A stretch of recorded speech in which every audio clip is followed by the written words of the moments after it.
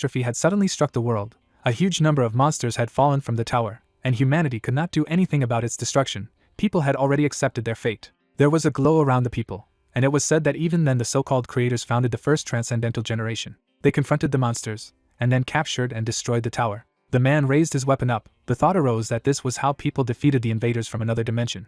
A mausoleum appeared. It was said that the creators saved the world, and their glory will be forever preserved in the mausoleum of the creators. Several hundred years have passed. The hero smiled, reflecting on the fact that his name is Minato. He is in the library, and he likes to read the biographies of the founders. The bodies of people were lying in a pile, and he added that he was a swordsman who was able to defeat an entire army using only a tree branch. The girl sat on the throne, and the protagonist thought that a sorceress who had reached the truth of magic, capable of controlling all kinds of magic without words, in their time was considered an exaggeration of the tale of the transcendence.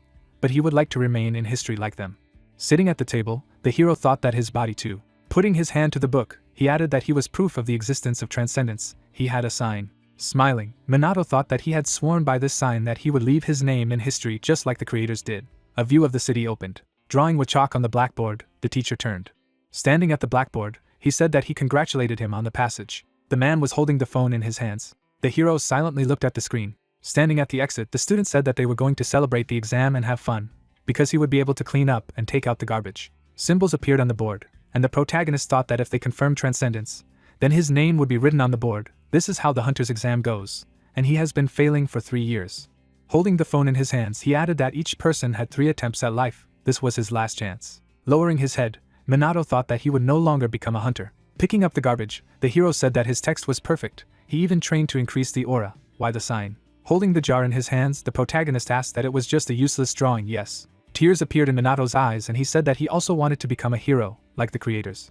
Frowning, the student shouted that he should go to the school gate as soon as possible, to which the hero asked, and then said that he had forgotten himself. The guy walked forward. The thought arose that if success was possible for him, then he would be happy, just like him. The young man smirked when he heard the address, to which he replied that they should not exaggerate. The students glared at the hero angrily and shouted that he was too late. He would keep Mr. Kaisei waiting, to which he apologized.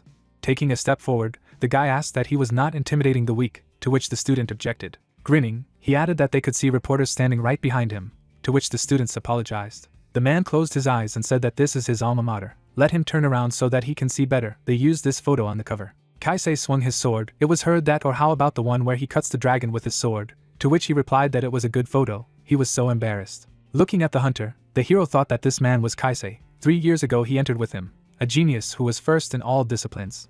The young man struck with his foot. He swung his fist, and the protagonist thought that when they were in the same class, he was constantly bullying him. With his eyes wide open, Minato thought that they had spent the whole day interviewing him, and now he was talking about him. For what purpose and for what purpose? Smiling, the guy said that yes, there was a colleague whom he would like to introduce, and then whispered what his name was, and then pronounced the name of the hero. The hero opened his eyes in surprise when he heard that he did not have very good grades, and one day he turned to him, and he gave him time for advice and recommendations during his own training, to which the protagonist thought what he was talking about. His gaze froze when he heard that he was also supporting him financially. Holding the wallet in his hands, the guy said that he should not be deceived, even if he took the money from him. What a pity. The young man smiled and thought that he had never met such a loser before. The protagonist looked in amazement when he heard that what a good story. He was a good person, Mr. Kaisei was really good in intelligence, technique, and appearance. Smiling, the hunter shouted that let them not switch. He would become a transcendent and leave his name in history. People began to take pictures of him, saying that they thank him very much for his kindness, whether he has words of gratitude to his mentor. The hero looked at him in amazement and mumbled. Standing next to him, the hunter asked what the exam was. He still did not pass the exam. Yes. Closing his eyes, Kaisei added that it was easy for him to pretend once. He did not want to end everything peacefully.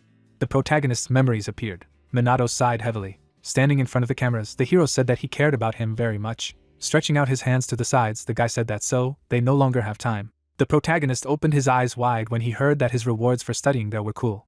Raising his hand, the man asked what was going on, and what his name was. The guy with the interview had no idea. The protagonist froze upon hearing that no one was interested, to which he thought that no matter what he did, everything was bad. If they had the ability to become a hunter, they would definitely become one. Clenching his fist, he added that they didn't even remember the name. Frowning, Minato said that his name. He shuddered when he heard the address.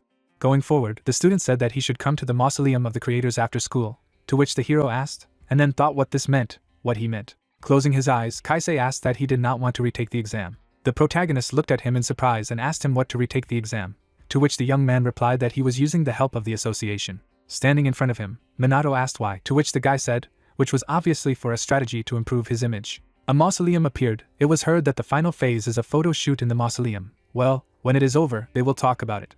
Smiling, he added that he should definitely come. Looking at him, the hero thought that the retake of the exam was true. The young man walked forward, and the protagonist reflected on how he was angry, that he was using him to improve his image. No matter what, this was his chance. Minato grinned slightly. A mausoleum appeared, and he thought that this time the camera was aimed at the guy. It was heard that he would become the best hunter and promised to protect humanity from monsters in front of the mausoleum of the creators. And the photographer said that he looked like in the painting. Kaisei bowed when he heard that they ended the working day with a beautiful photo. Their contract for the day is over, thank you very much. To which he replied that he was waiting for a good article. The young man turned his head to the side. Going downstairs, he said what it was. Entering the room, Kaisei asked that they had found the entrance. Stretching out his hand to the side, the student replied that yes, this is it, to which the guy said that let them climb. He flinched when he heard the question of what they were doing. Standing with his back to the hero, the hunter said that he should just look and understand, this is a treasure hunt. Frowning, the hero shouted that what a treasure hunt, they are grave robbers, he at least understands who is here. Putting his hands in his pockets, the guy asked what and who was there. Suddenly he kicked the ground. Looking to the side, Kaisei asked if it was the smell of ancient mummies. The protagonist opened his eyes in amazement when he heard that the billionaire's belongings could be sold so that everyone would be in the black. What was the point of burying them with the body? These creators in the mausoleum were just garbage. Images of people appeared. The idea arose that the creators are amazing. Smiling, Minato thought that he, too, would someday leave his name in history. The hero gritted his teeth furiously. He rushed forward and exclaimed. The student deftly dodged his attack. The protagonist writhed in pain. Blood flew out of his mouth. Looking at him, the young man asked what he was talking to. Blood was spilled on the floor. The thought arose that this was death. Holding the backpack in his hands, the guy turned to the hunter. The jewelry was in the bag. I heard what it was. The hero opened his eyes in surprise. Smiling broadly, Kaisei said that this aura comes from the artifact itself. It's amazing. You can really live on it happily to death. To which the protagonist thought that he shouldn't touch the secret treasure. Damn the voice. Grabbing the hero by the clothes, the young man said that now he would explain so that even such a loser as him understood everything. He was looking for a person like him. The idiot had come here allegedly to retake the exam. The protagonist was reading a book, and someone said that he heard. He goes to the library of the mausoleum. He laughed when he heard it for the first time. He does not know if there is a joke funnier than this. Raising his hand in the air, Kaisei shouted that his dream of becoming a hunter had been cut short, and he had fallen into despair. The treasure of the creators he adored had been stolen, and his whereabouts were unknown. What tragedy was. Minato gritted his teeth and said that he was mocking. Holding the hero over the cliff, the guy said that the main news of tomorrow, the student was accused of stealing treasures from the mausoleum and escaping. He was put on the wanted list, a third-year student of the hunting school. Suddenly he threw it off and asked what his name was. The hero opened his eyes in fright. Smiling, the young man said that it didn't matter. The protagonist fell down, and he said goodbye to him. Falling into the water, Minato thought that everything would end here. Daily training, several exams, everything was in vain. He would die and disappear, as if he had achieved nothing and was not remembered in any way. Suddenly the hero opened his eyes in surprise. Images of people arose around him. Looking away, the protagonist thought that these people could fulfill his wish. They could do it. The man looked ahead. It was heard that they were sleeping in the mausoleum of the creators of the soul. Minato's eyes widened upon hearing this. A bright glow appeared around him, and he thought that he heard voices. This light, they were creators. The sign on the hero's hand lit up. It was heard that everything was in his hands. In his sky sign, there was no power itself, but with its help he could gain great power. Looking at the hero, the man said that he would have to make a contract with one of them and gain great power. Each of them was a master of his craft. The creators stretched their hands forward. It was heard that whoever he chooses, he will receive great power.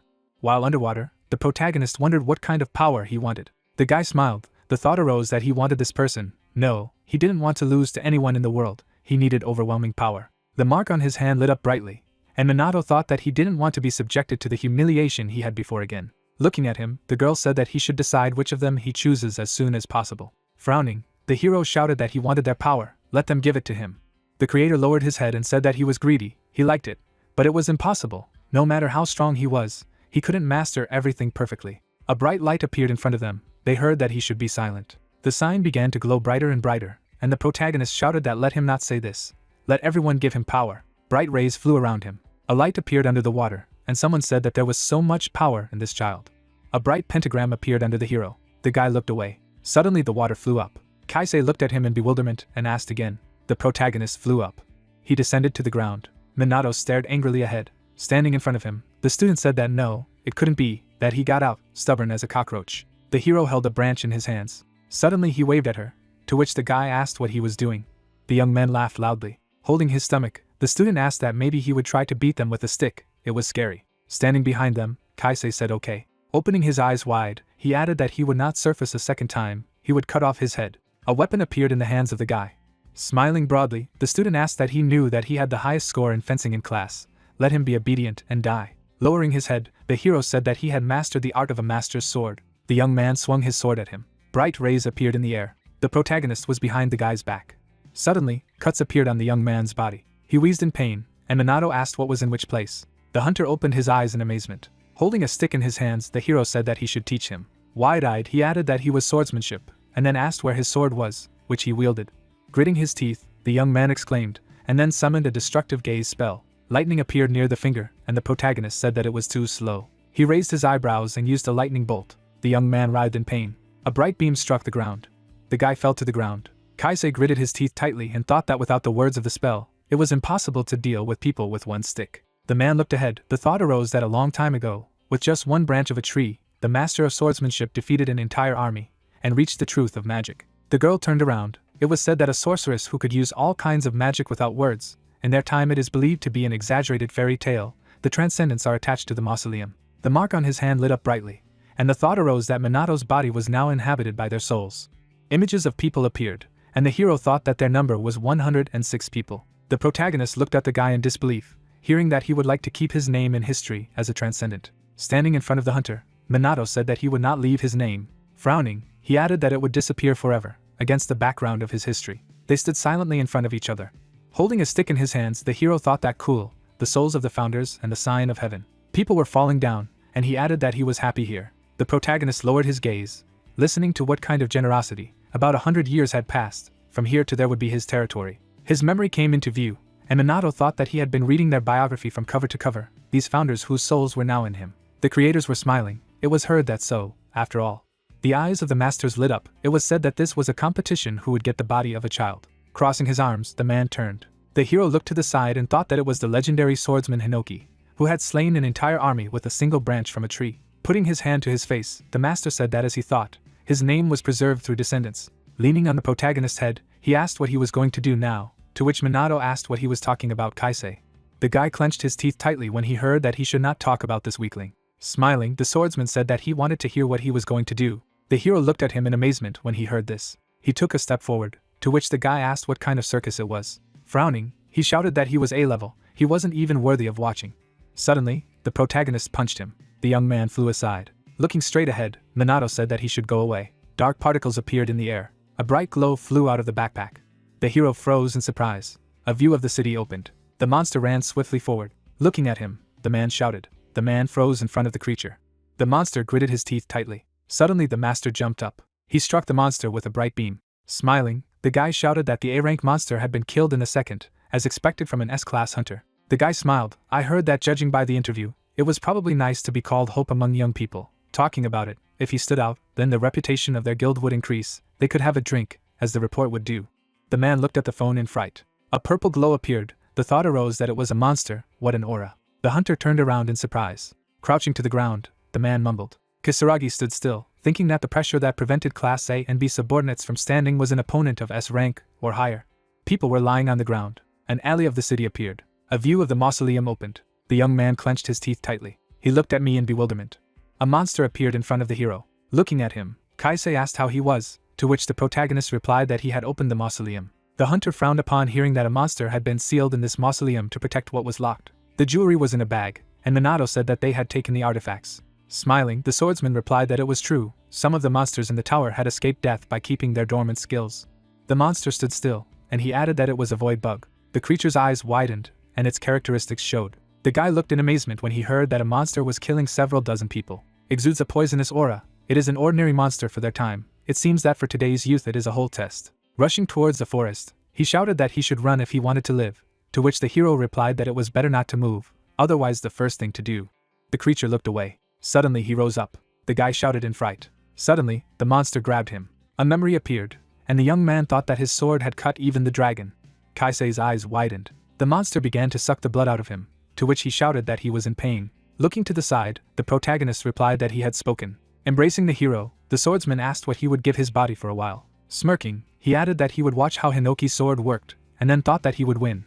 While the others were overboard, he would take control of this vessel. Looking straight ahead, the protagonist replied that he would not give up his body, to which the master replied that he should give it up as soon as possible. Standing behind him, the creators shouted that they wanted to escape, a good possibility, to which Hinoki replied that they should calm down. The craftsmen looked at them in surprise when they heard that if they borrowed, then they would all at once. Frowning, Minato said that he would surpass them, for sure. Looking at the monster, he thought that the power he wanted to reach and surpass, he wanted to see it, let them show it to him. The swordsman looked at him in bewilderment, and asked what he was talking about. The hero took out a weapon. It was heard that he was crazy. The protagonist raised his sword above his head. Frowning, Hinoki shouted that he was going. They swung their weapons sharply. The monster was cut into pieces. Minato looked at the stick. He took a fighting stance. Suddenly the hero struck. The monster's eyes opened in amazement.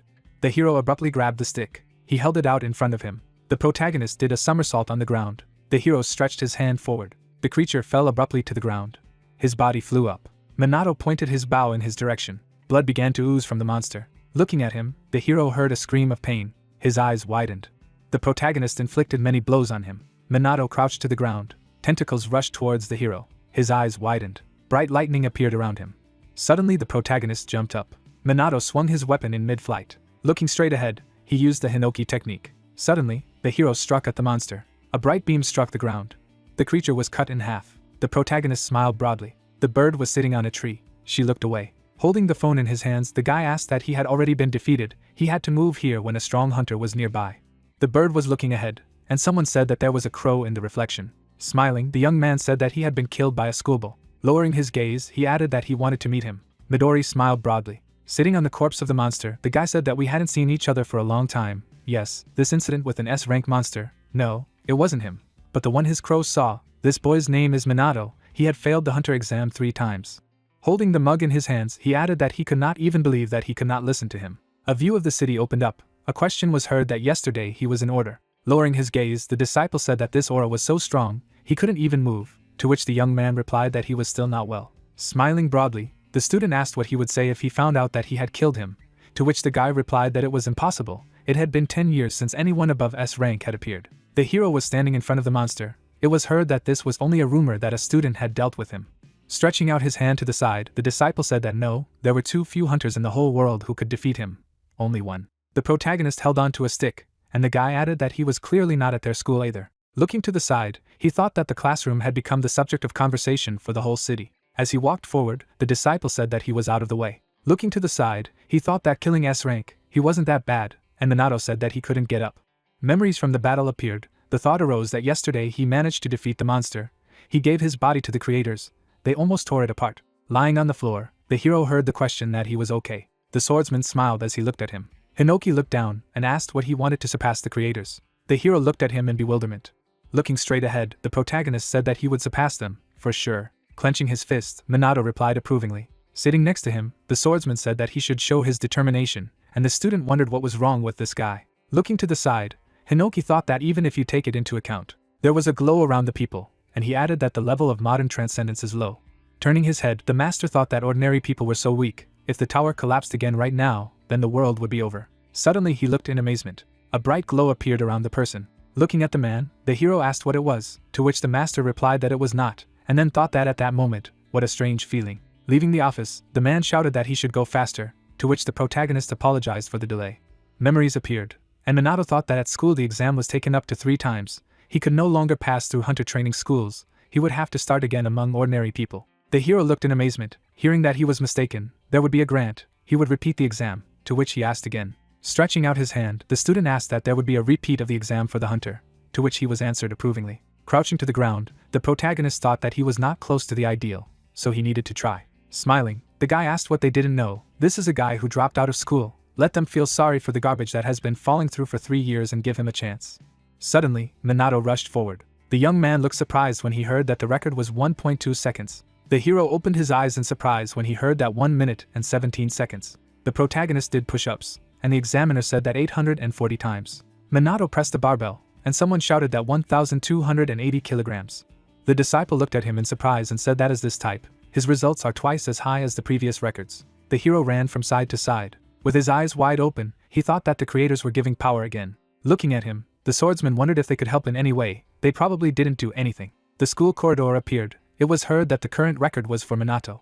Looking at the tablet, the guy said that thank you very much, a great record. Wiping the sweat from his face, the man said that when he received a request to retake the exam, he was very surprised. Of course, his physical capabilities are impressive. However, Midori looked down when he heard that the problem was the number of attempts. He had already had 3 surrenders and failed everywhere. Particles appeared in the air. It was heard that, in other words, there were no magical powers. Sitting on the couch, the director said that he thought it was definitely a waste of time.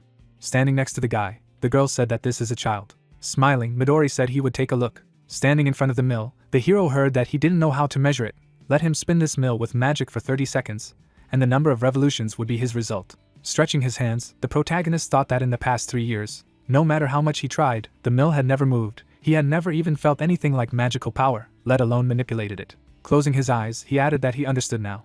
A glow appeared around the hero. The thought arose that this cycle rises from the toes of the right foot, goes all over the body and returns back to the toes of the right foot. From this flow the breath is lost. A glow appeared from the palm of his hand. Looking at the laptop, the examiner shouted about the beginning. A blue light appeared around the blades. The hero began to rotate the rotor.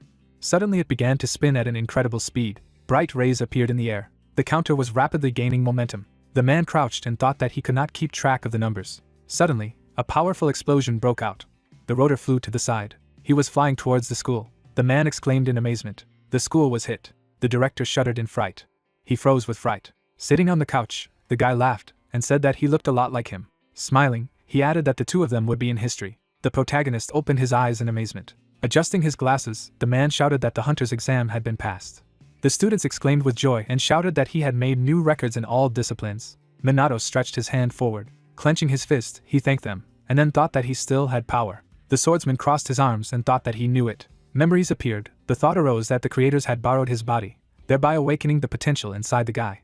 Smiling broadly, Hinoki said that a person with a sky sign could be ordinary. He was worth the weight of several hundred years. Interesting. The hero clenched his fist tightly, and the man thought that if this guy coped, perhaps they would be able to make all their desires come true. Suddenly, the protagonist looked at him in surprise. A bright light appeared in front of him. Covering his face with his hand, he asked about the explosion. The man was surrounded by a bright light, and the swordsman thought that this was what he felt this morning. Closing his eyes, the young man apologized. Gritting his teeth, Minato thought it was Midori. The young man smiled, and the hero reflected on the fact that a modern legend, the strongest transcendent, why he was here. After shaking the hero's hand, the guy said that he watched his exam, congratulated him on passing the exam for a hunter, to which the protagonist thanked him and thought what his name was. Closing his eyes, the hunter said that so, the additional exam, let's call it so, the strongest in the world, will climb this pedestal together. Minato looked at him in surprise and asked again. The guy stood in front of the monster. It was said that as a transcendent hunter he had been working for 9 years. He was the strongest in the world. He had no equal. Midori was smiling. The thought arose that 1,000 monsters were turning to dust because of him. Weak monsters he could only destroy with his gaze. He had sealed the 10,000 demon temple 10 years ago, and stopped the outbreak on Kyushu 5 years ago, a living singularity. The hero looked to the side when he heard the address. The swordsman smiled broadly and said that he should give him his body at once. Raising his hand up, Midori said that the rules were simple. He gave him a minute. If he hit him even once, he won. Closing his eyes, he added that there were no consequences. If he lost, he would attack every 10 seconds. The protagonist looked in amazement when he heard that. Let him not worry. He would not respond to his blows. He could use his abilities. Stretching his hand forward, Midori said that he had prepared a weapon for him, could use what he was good at. Minato's eyes widened and asked again. Looking at the guy, he thought that an additional exam. What was going on? With Midori, even 1 minute was a difficult test. The young man smiled when he heard that it was okay for him to use a weapon, to which he replied that it was fine. His body was actually stronger than it was to be told by appearance. Looking straight ahead, the hunter said that he could cut any sword. The hero froze when he heard that he should give him a seat. Clenching his fist, the swordsman shouted that such an opponent had only seen in his time, to which the protagonist thought that he could sense Hinoki's agitation. The young man looked at the phone, and Minato added that it was still very strong, since the creator was interested. Looking away, the hero thought that he had a chance to win. The protagonist sighed heavily. He knitted his brows. Standing at the window, the students shouted that something was about to fight Midori. Looking at the hero, the swordsman shouted what he was doing. Let him give up his body as soon as possible. Pulling the phone forward, the guy said that they were starting. Minato held the weapon in his hands. He rushed forward abruptly. Swinging the weapon, the hero heard that he was going to fight it himself, to which the protagonist thought that he knew that it was reckless. However, gritting his teeth, he added that he wanted to remain in history. With their help, not thanks to them, he needed to do it himself. Minato swung his weapon sharply. Dodging the blows, the hunter asked what was on social networks. I am sure their video will soon go viral. The students looked at me in amazement. It was heard that he should quickly film on his phone. How cool Midori is. The hero struck a lot of blows. The young man smiled as he looked at him. The protagonist gritted his teeth furiously. It sounded that this could not be. Wide-eyed, the student said that something was wrong. Minato's constant attacks. The hunter dodged the attacks, and he asked how long it would last. The hero raised his sword above his head. The guy lowered his gaze. The thought arose that the blows were diagonal. They were shortened, obliquely from the side, on the shin. Waving his weapon, the protagonist thought of the trachea. With his eyes wide open, he thought about what was amazing. His body moved easily. No matter what he did, it didn't get tired. Memories appeared, and Minato thought that it was because he had loaned the body to the creators. His body had indeed changed. The guy touched his forehead. He pulled on the crack and said 10 seconds. The hero looked away in amazement. The protagonist dodged his blow. He froze in bewilderment. A slam mark appeared on the ground, and Minato thought what kind of light it was. If it had touched his head, it would have exploded. Midori looked at his hand. Looking straight ahead, he wondered what was strange. He couldn't believe he had made a mistake with the amount of power he was supposed to have. The hero held the weapon in his hands, and the hunter added that he did not feel any threat from it. With his eyes wide open, the protagonist thought that at this rate he would be killed. Frowning, he added that he thought it was time for him to be strong. Minato grabbed the weapon with both hands. The guy opened his eyes in surprise and exclaimed. The hero swung his weapon sharply. The students looked at him in surprise. It was heard that he had sharply increased his speed. The hunter dodged the blows, and the student shouted that he was not even visible on camera. Dodging the blows, Midori thought that he was faster than before. The protagonist looked angrily, and the young man thought that the sword that killed a monster above S-class, the atmosphere had changed. Whether there were any conditions for activating its power, was keeping the trump card a secret. A timer appeared on the phone. Wide-eyed, the young man thought that this time. Dodging the blow, he added that it was as if he had wings. The hunter curled his fingers. Suddenly he struck a blow at the hero. The protagonist flew into the wall. Blood flew out of his mouth. Standing in front of the hunter, Minato thought that it would be amazing, the strongest transcendent in the world, if he had been subjected to this attack yesterday. Smiling broadly, he added that there would be nothing left of him. Cool, he had become stronger. The hero's head began to spin. The thought arose that but with his current powers, he could not pass the Midori test. The protagonist rushed forward, thinking that, but still, he was completely devoted to the fight until the time ran out. Minato ran past the guy. Suddenly he opened his eyes in surprise. Lowering his gaze, the hunter said that he should forgive. He already understood everything. 30 seconds. Midori slapped him in the back. The hero furrowed his brows. Holding the phone in his hands, the guy thought that he could feel his talent, but he wasn't good enough for his buddies. The protagonist struck the monster. The thought arose that the power at that moment, after all, he did not see it. Smiling, the hunter said that they were returning. He expected more. Minato clutched the weapon in his hands. The young man looked at him in surprise when he heard that he was disappointed in him. Smiling broadly, the swordsman said that this imp was too stubborn. He could finally use his body. Standing in front of the hunter, the protagonist turned. Midori looked at him in surprise when he heard that they would have more fun. Minato smiled broadly. The hero looked at his body in amazement. The hunter smiled, looking ahead. Memories appeared. The thought arose that he had felt his presence before, but had been mistaken in his power. A glow appeared around the person. It was said that this is another person. He has new abilities. No matter what, they are huge. He has turned into a monster. Striking a blow, the hero shouted that he should not be distracted. Wide-eyed, Midori thought that his abilities had changed. His speed and strength were incomparable. He was a swordsman. Suddenly he looked away in amazement. The protagonist struck him. The hunter deftly dodged the attack. He froze in surprise. Minato swung his weapon furiously. The young man dodged his blow. The students bounced back from the blow. The guy looked at the phone. The thought was different from their previous fight, in which he could foresee his every blow. He became an experienced swordsman who seemed to know what the opponent should avoid. A waterfall appeared, and the hunter thought that the flow of water, no, it was like a sword formed by a waterfall. Lowering his hand, the young man said that he could indeed defeat the S rank. Waving his hand, he added 40 seconds. Smiling broadly, the hero replied that he would win. Suddenly he struck the ground. The guy looked at me in surprise and said that it was excellent. The students opened their eyes in amazement. It was heard that it was impossible. He did not believe it. Midori defended himself. Holding a weapon in his hands, the protagonist shouted that it was boring. Let him cast aside his doubts and attack. Frowning, he added that he shouldn't pretend to lick his lips if he wasn't going to eat. Suddenly, Minato rushed towards the hunter. Wide-eyed, the young man said that he understood. The fragment bounced to the side. A glow appeared around him.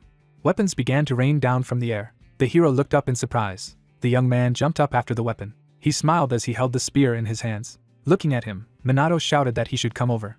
Looking at the battle, the disciple said that it was cool. People fought in the air. The man gripped the weapon tightly. The guy was holding a spear in his hands. They looked at each other.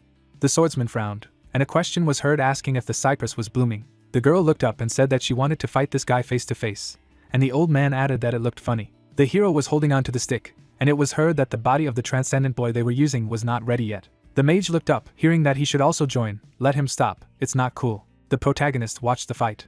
Minato brandished his weapon. Waving his arms, the hero said that he should dodge, to the right, not to the left. Opening his eyes wide, he added that to jump from below, to shift the center of gravity. The weapon broke in half. Gritting his teeth, the protagonist shouted that damn, a stupid blade.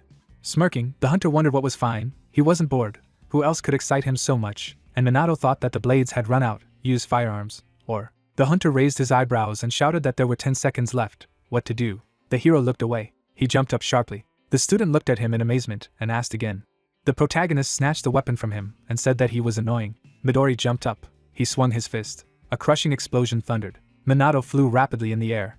The young man dodged his blows. Looking at them, the student said that the school was collapsing. The hero jumped up after the hunter. Midori grabbed the rotor. He gripped it tightly in his hands. The protagonist looked at him in fright. The guy swung with the rotor in his hands. His eyes widened. The hunter looked at him in surprise when he heard the name. A blue grid appeared. Minato swung his sword. He used the technique of disintegrating cubes. The master smiled and shouted that it was wonderful. Gritting his teeth, the hero replied that let him bite it. Suddenly he froze in bewilderment. The hunter began to strike. His gaze froze and he said 60 seconds. The guy rushed towards the hero. Frowning, the swordsman shouted that he was not done yet. The protagonist took him by the shoulder. He rushed forward abruptly. Minato looked at his opponent carefully. They touched each other's hands. The hero deftly dodged his blow. People looked at me in amazement.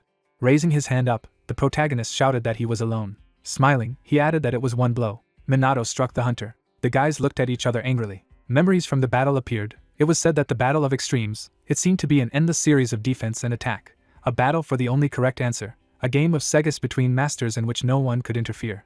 Looking at the screen, the swordsman said that it was a type of imp. The hero waved his hand. The thought arose that for a moment, only for a moment, he was also possible. This guy also felt it. The master smiled broadly and thought that an uncharted path had opened up to him. The protagonist struck at the hunter. He opened his eyes in amazement. Midori grabbed his arm. He held his fist in front of his face. Gritting his teeth, Minato thought that damn it, he didn't pass. The hunter grinned slightly. He put his hand to his face. Smiling, the hunter said that he had passed. They suddenly collapsed to the ground. The students watched from the window. It was heard that the battle was over. The young man held the hero in his arms and said that he should return. Closing her eyes, the girl asked what happened, to which he replied that he could not pass by an interesting boy, he needed to heal his arm, to which Rin replied that she understood. The student looked at him in bewilderment and asked what he had won, in what way. The hero opened his eyes wide when he heard that it was cool, this guy was able to punch Midori. Sitting next to him, Rin said that she would heal her arm now, not a difficult job, to which the protagonist apologized. Smiling, she added that she congratulated her on passing the exam. Closing his eyes, Minato thanked her and then asked again. He abruptly stood up and asked why he had hit Midori. Lying next to him, the guy said that it was a pity that he did not remember this. Lowering his head, he added that he had given a little indulgence, surrendered and passed. The hero looked to the side after hearing that a series of central attacks, to which he thought it was Hinoki. The hunter struck a blow, but his last attack was the strongest. Smiling, he said that it was wonderful, let him be proud of himself. The protagonist looked at him in surprise. Sitting on the ground, he apologized. Turning his head, Minato asked what if he had passed, then what now? The girl looked away and asked again. The guy smiled and asked again. The hero looked at him in bewilderment. A destroyed school appeared. A view of a residential building opened. The chicken was fried in batter. Looking to the side, the woman asked how many guests they had. Holding the rag in his hands, the protagonist replied that he did not know, maybe they were alone, to which she asked what it was. Closing her eyes, the mother said that today was a good day. Besides passing the exams, it was unbelievable that Midori had noticed it. She took the rice with a spoon. Minato smiled when he heard that she believed he could do it if he tried, to which he replied approvingly. Lowering her gaze, the woman said that but she was not sure that such a famous person could come to their house. Their house was more like a dog kennel. To which the hero shouted that Midori was not that kind of person. Lying on the bed, the protagonist sighed. Holding the business card in his hands, he wondered what he had said then. Lying on the floor, the guy shouted that let him let go, it hurt. Rina frowned when she heard that didn't he say that if he won, he would join them, and the hero said that he doesn't remember. Looking at the disciples, Midori said that there were many people here. Looking at the hero, the hunter asked that they could come to his house today, where he would tell in more detail. Smirking, he added that he would give him a choice whether or not to fight a common enemy. The protagonist looked at him in surprise and thought that he was a common enemy. The creators fought. There was an idea that the founders sealed the tower. The task of the hunters is now to destroy the monsters that crawl out of the interdimensional rifts. Looking straight ahead, Minato wondered what else had happened. Frowning, the swordsman shouted that he should wake up. Looking at him, the hero turned. The creators stood in front of him. He heard why they were all here. Lying on the floor, the protagonist heard that they had just finished the discussion, to which he asked again.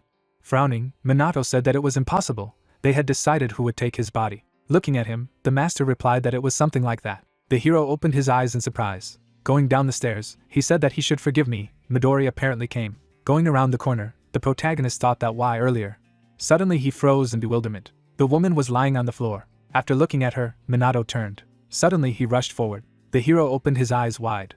The man was taking the chicken with his hands. The protagonist looked at him in surprise. Sitting at the table, he said that it was delicious. Empty dishes appeared. It was heard that his mother had made a mistake with the meat, wanted to serve the guests, then let her serve expensive meat. Standing in front of the kitchen, Minato asked who he was, what was wrong with his mother, to which he was asked that he was so polite.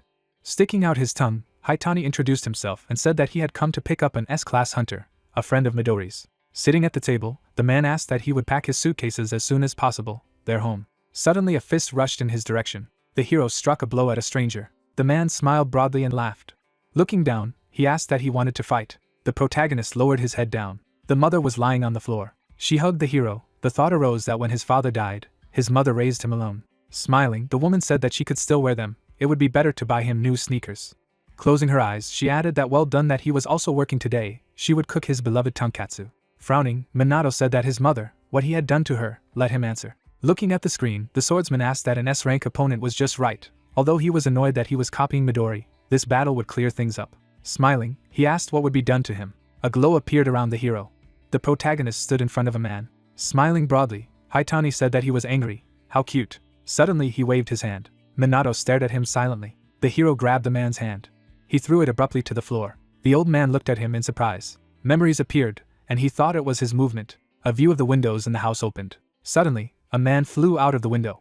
The protagonist was walking towards him. Gritting his teeth, the man asked. Memories from the battle appeared, and Haitani wondered that he had seen the video of the battle with Midori.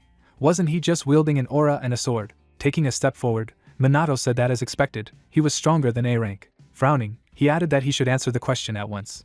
Looking straight ahead, the hero asked what he had done to his mother. The woman was unconscious. Smiling broadly, the man asked that how could he not know if he could see everything. Sticking out his tongue, he shouted that it was poison. He put her to sleep because she was nervous. Narrowing his eyes, Haitani said that if she was unlucky, there might be some consequences. Standing in front of him, the protagonist said that he did not understand. The man exclaimed in bewilderment. He took a step forward when he heard why he would harm his fellow human beings, to which he asked again. Haitani looked up and laughed. Waving his hand, he said that he was an idiot. The protagonist dodged his attack. As he struck, Haitani said that they were not brothers. Let him not move. He would become his plaything. He seemed so sweet. Since he was holding something valuable to him hostage, he would listen to him. Minato opened his eyes in surprise. The man stepped on his foot. Waving his hand, he asked again. The hero slid on the ground. Frowning, he wondered why his cheeks were burning. A spot appeared on his face. Smiling, Haitani said that he should come up. Frowning, he added that he had the ability to hold 1,000 poisons inside him. A view of the buildings opened up. It was heard that it was a difficult task. If he wanted, he could fill the air within a radius of 5 kilometers with poisonous gas, although in the city it would be problematic. Looking at him, the protagonist thought that the poison was in him for only a minute. If he found out the composition, then he could come up with an antidote, otherwise he would die. Haitani smiled broadly, and Minato thought that a poisonous gas within a radius of 5 kilometers was S rank. As a person it could be compared to a disaster. The hero's face began to be covered with spots. The girl looked surprised when she heard that the Queen of Medicine, for sure, was inside him. She opened her eyes wide when she heard that she should tell me how to carry out the detoxification process, to which the girl replied approvingly. Stretching out his hand, Haitani asked if he had said something, or if he had been consumed by the fear of death. Dodging his attack, the protagonist spoke about the skill. The old man opened his eyes in amazement. Memories came to him, and he thought that this guy was imitating his techniques after seeing it just once.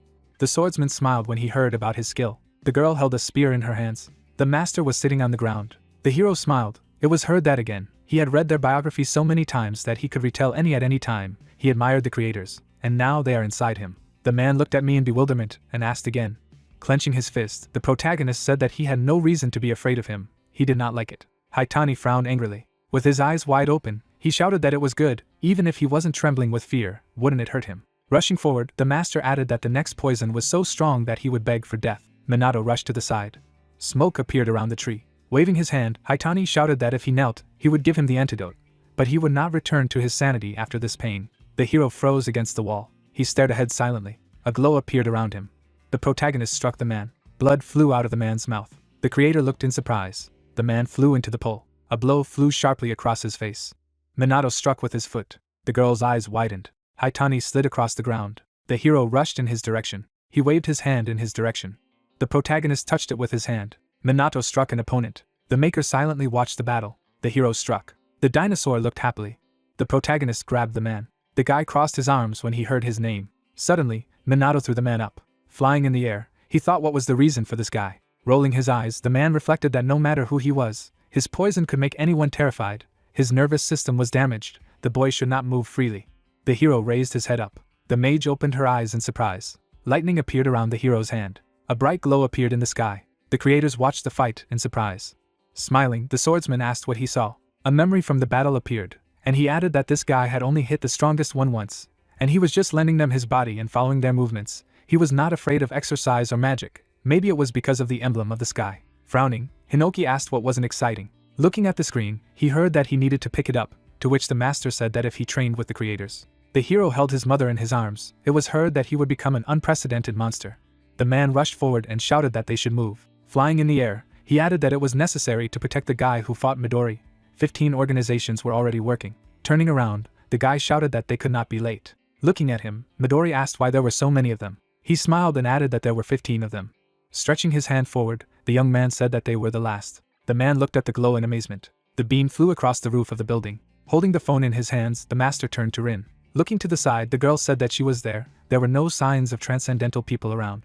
Standing on the roof of the building, she objected. Midori looked surprised to hear that it looked like someone had overtaken them. Looking down, Rin said that an S-rank hunter using poisons, he got to him. The man was lying on the roof. It was heard that he was now defeated. He was unconscious. Closing his eyes, the hunter asked. After clapping, he shouted that it was just wonderful. He didn't think that he would deal with it. He would never have thought that he would be able to defeat an S-rank hunter. The hero looked to the side, hearing that everything was fine with him. He was not poisoned, to which he replied approvingly. The woman was lying on the sofa. It was heard that he and his mother were safe. She was unconscious. Crossing his arms, Hinoki asked how safe it was. Without Valentine, they would both have already died, to which Hinoki replied that she was tired. The hero smiled. It was heard that he managed to do it in 5 seconds. Well, there was a man who synthesized a serum from his poison. A video appeared, and Midori said that he should forgive him. He was late. In the afternoon, he saw a video that said that many organizations were targeting him. Stretching his hand forward, the protagonist asked that the fact that this guy was his acquaintance was a lie, to which the guy replied that of course, a lot of people lie on his behalf. Rin closed her eyes upon hearing the question that she was done, to which she replied approvingly. The house appeared. It was heard that she had finished repairing the fence and walls. Turning around, the master said that it was good, and then asked that they would talk again. Minato's eyes widened in surprise when he heard about his future. The birds were sitting on a power line. Standing in front of the hero, the mother asked that everything was fine, he had not forgotten anything, took the wallet, and where was the charger? To which the hero replied that everything was fine, he was ready. They looked at each other. People were sitting at the table. I heard that he was Midori. Closing his eyes, the guy said that yes, he had a very talented son, let him leave him to them. He would like him to become a great hunter. Smiling, the protagonist shouted that it was cool if Midori had chosen him. The woman looked down. Holding the package in her hands, she asked that it was his lunch. He had not yet eaten breakfast. He could throw it away or put it in a container, to which Minato replied approvingly. He looked down silently. Sitting at the table, the mother said that there were many dangers. Looking at her, the master replied approvingly. Closing her eyes, the woman said that this child admires the legendary creators. He has always dreamed of reaching their level. She looked at her son. She heard that it was a great honor to receive such an offer. But as a parent, she was worried. Placing his hands on the table, Midori said that contingencies were a normal part of their job. Nothing could be said for sure. Looking straight ahead, he added that Minato would therefore train to become stronger and more resilient, no worse than the creators themselves. Looking at him, the mother turned. Sitting behind the wheel, the girl asked that he was glad. After all, he had made a promise. Indeed, he did not know what would happen next. The young man looked in the mirror. Raising her finger up, the mother said that he should not sleep with a bare belly. He easily catches a cold, to which the hero replied that he was already an adult, and she added that he should wash colored clothes separately. The hunter's gaze froze and he said that he would keep his promise as much as possible. As he was leaving, the hero said that so, the time had come. Turning around, he added that he was going. His mother looked at him in silence. The protagonist got into the car, and she turned. Smiling, the woman said that she should return for the new year. Minato opened his eyes wide and said that he should definitely wait for him. Mother waved after the car. Sitting in front, the young man asked that everything was fine, to which the hero replied approvingly. Grinning, he added that the longer he looked at his mother's face, the more his resolve weakened. Closing his eyes, Midori replied that that's right, they have a long road ahead of them. Maybe they can eat or sleep, for example. The protagonist looked at the package. Looking at its insides, he thought it was bento. Minato opened the box. Suddenly he opened his eyes in surprise. In the container there was a chicken with rice. The inscription on the chicken appeared. The hero's memories appeared. Lowering his head, the hero thanked her. Tears appeared in his eyes. The girl stared ahead silently. The young man smiled and closed his eyes. The car drove forward. A view of the mountains opened up. The protagonist opened his eyes wide and shouted that he was here. Smiling, Midori said that he was welcome. The gates opened, and it was heard that it was a national organization, to which only a handful of outstanding personalities were allowed to belong. A view of the building opened, and the guy said that a detachment of opposing fighters were taking countermeasures in this main headquarters. Minato looked at me in surprise and said that countermeasures. A man was standing at the window. Turning around, he said that he should come in. Standing near the table, the guy said that he was new. Closing her eyes, the girl asked what he was saying about the increase in synchronization. The young man smiled and said that he was glad that they would have a new friend. Standing at the window, the man said that he needed to check it first. Frowning, he added that he was really suitable for countermeasures. The hero froze in surprise. A view of the building opened. It was heard that a detachment of opposing fighters from the main department. The protagonist opened his eyes wide and asked what was here. It was the Midori Guild. Looking straight ahead, the girl said that she should forgive me for the late explanation. Minato froze when he heard that they couldn't explain to him in front of his mother because it was a state secret, to which he asked again, and the boy said that he now knew. Standing by the car, Midori said that he could leave the luggage in the dormitory for the time being, to which Rin replied that she would, and the hero added that he would carry it himself. He shuddered when he heard that he should wait. Flying up, the man shouted that he should explain himself. The protagonist blocked the man's blow. Smiling, the young man shouted that the attack from the front would do. Gritting his teeth, Minato thought he was strong and then asked who it was. The hero slid on the ground and exclaimed. Bowing, the guy said that first of all, let him introduce himself. Hitohara smiled and said that he was a member of the resistance and his age, to which the protagonist wondered that he had indeed introduced himself. Placing his hand on his side, Midori asked if he could have tea, to which Rin replied approvingly. Minato struck the guy. Gritting his teeth, he asked what was why. As he struck, Hitohara shouted that he obviously wanted an explanation about resistance, and they were testing his strength. The hero frowned and asked again. The young man jumped up. The protagonist crossed his arms. Hitohara unleashes a kick. With a wink, he said that they would start with the basics of the resistance squad. Minato slid across the ground and thought that he was really going to fight and explain at the same time. Smiling, the young man asked for his name. Frowning, the hero introduced himself. Midori held the cup in his hands. The memories of the protagonist appeared. It was heard that but he had already been checked at school, passed the S rank. Now he is being checked again. Standing next to him, Rin heard that they were checking again, so he thought, to which she replied that there was nothing she could do. Looking at the sparring, the girl said that he had brought a talented person. Jumping up, Hitohara shouted that they would listen to him. It was the job of a hunter. Frowning, the protagonist replied that monsters are still coming out of the crack of the bashi, and they need to be fought. Raising his thumbs up, the guy said that it was true. Sliding along the ground, he added that the classification depends on the destruction of monsters, however. Minato looked in surprise when he heard what about the other disasters. Wide-eyed, he asked what other disasters were. Looking at him, the young man said that yes, there are other catastrophes in the world, for example, an interdimensional rift, which is much worse than just monsters. Monsters were standing around the palace. It was heard that 10 years ago the Manhwa Temple. The zombies walked forward, and the guy said that 5 years ago there was an incident in Kyushu. Minato froze in surprise and asked that this was an interdimensional rift. The blow flew in his direction. Kicking him with his foot, the hunter shouted that it was true. The hero gritted his teeth when he heard that this was what they were taught in the guilds, according to society. He looked at him in surprise when he heard that, however. Jumping up, the young man said that in fact. Frowning, he shouted that they were mistaken. Hitohara sliced the tree in half. A view of the sky opened up. The protagonist looked at him. Looking to the side, the young man said that they were stopping acts of invasion from another world. Monsters appeared. It sounded like 300 years ago with the Tower of Strangers, so as not to have a huge disaster. Frowning, Minato asked that it was the same as with the tower, that is, the invasion was not stopped. Hands stretched out in his direction, and it was heard that someone from another world was still trying to get into this world. Taking a step forward, Hitohara said that the reason was unknown, but that the transcendents had become weaker since the events of the tower, and there were almost no transcendents left in their time, to which Hitohara asked what to do. Smiling broadly, the hunter said that was why they were there. Raising his leg, he added that those who predict and prophesy events, in order to prevent a catastrophe, only the best can follow this path. Looking straight ahead, Hitohara said that it was them, the opponents too. Midori smiled when he heard this. The protagonist froze and repeated a few words. Standing in front of him, the hunter said that from today he was one of them. He was able to withstand his blows, and from now on, his partner. Stretching his hand forward, he added that he welcomed him. Welcome to the opponents. They shook hands.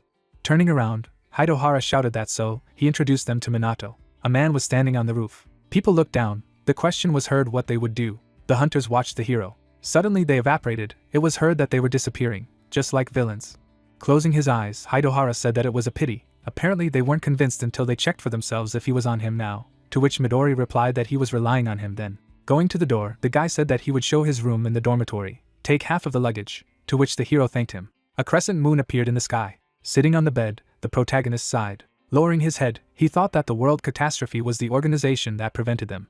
Looking down, Minato added that the creators have teamed up to crush the tower, and it is possible that the same disaster they are trying to prevent will occur, whether he can fight. Putting his hand to his head, the hero said that for some reason he began to worry, to which he was told that it was time to train. The protagonist looked surprised to hear this. The swordsman crossed his arms. Standing in front of the hero, he said that he had forgotten to say, since he was confused. Now he will say what they, as creators, have decided. Looking at him, Minato heard that they would make him the strongest transcendent. Images of people appeared. It was heard that they would also defeat that guy Midori. They would give him the power of the strongest transcendent in history. The hero froze when he heard that he should become a student of the creators. Sitting on the bed, the protagonist asked. The swordsman looked away after hearing why. Didn't it happen when they possessed his body? To which he replied that well, that's fine, but in the future. The creator's eyes lit up. It was heard that they would fight for him. To which Minato thought that it was a battle between the founders, and then shouted that there was no need to fight for him. The hero froze when he heard that this was the original intention, but after looking at him, they changed their minds. Lowering his gaze, the master said that it would be more interesting in the future. The creators looked at the protagonist. Minato opened his eyes in amazement when he heard that it was more to look at his height than to use his body. Smiling, Hinoki said that he had defeated that type with poisons. The man stretched his hand forward. Memories appeared. It seemed that he had imitated techniques that he had seen only once. The hero struck blows, and the master said that even in comparison with them, the power and accuracy are amazing. Now he is taking shape. The protagonist froze, hearing that he understands how strong he will be.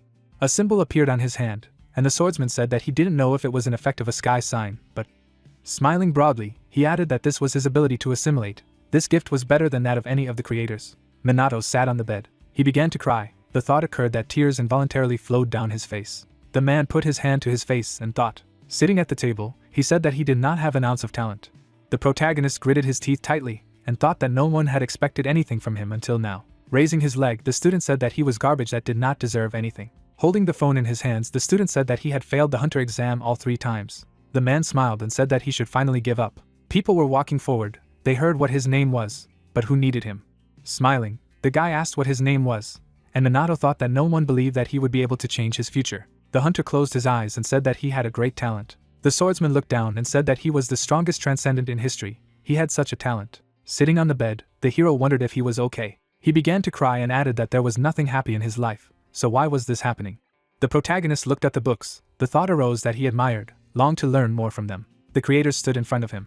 Minato grinned slightly. Hugging the hero, the master said that he should not cry. The creators stood at attention when they heard that they were with him. People raised their heads up, and Hinoki said that while his body was asleep, it was possible to use that time in their time and space. Looking down, he added that from now on, he would train for 10 hours every day. Midori smiled. It was heard that at noon there was a meeting with the opponents. The hero took a step forward when he heard that it was night. Standing in front of the creators, he heard that he would train with them. Standing at the window, the protagonist said that he was not used to it yet, to which the guy replied that he understood. It was also in the first days in the dormitory. Looking at the protagonist, he pondered. Minato held the cup in his hands. Haitohara's eyes widened. Suddenly he struck with his foot. The hero smiled and said that it was still morning. Let him not do so.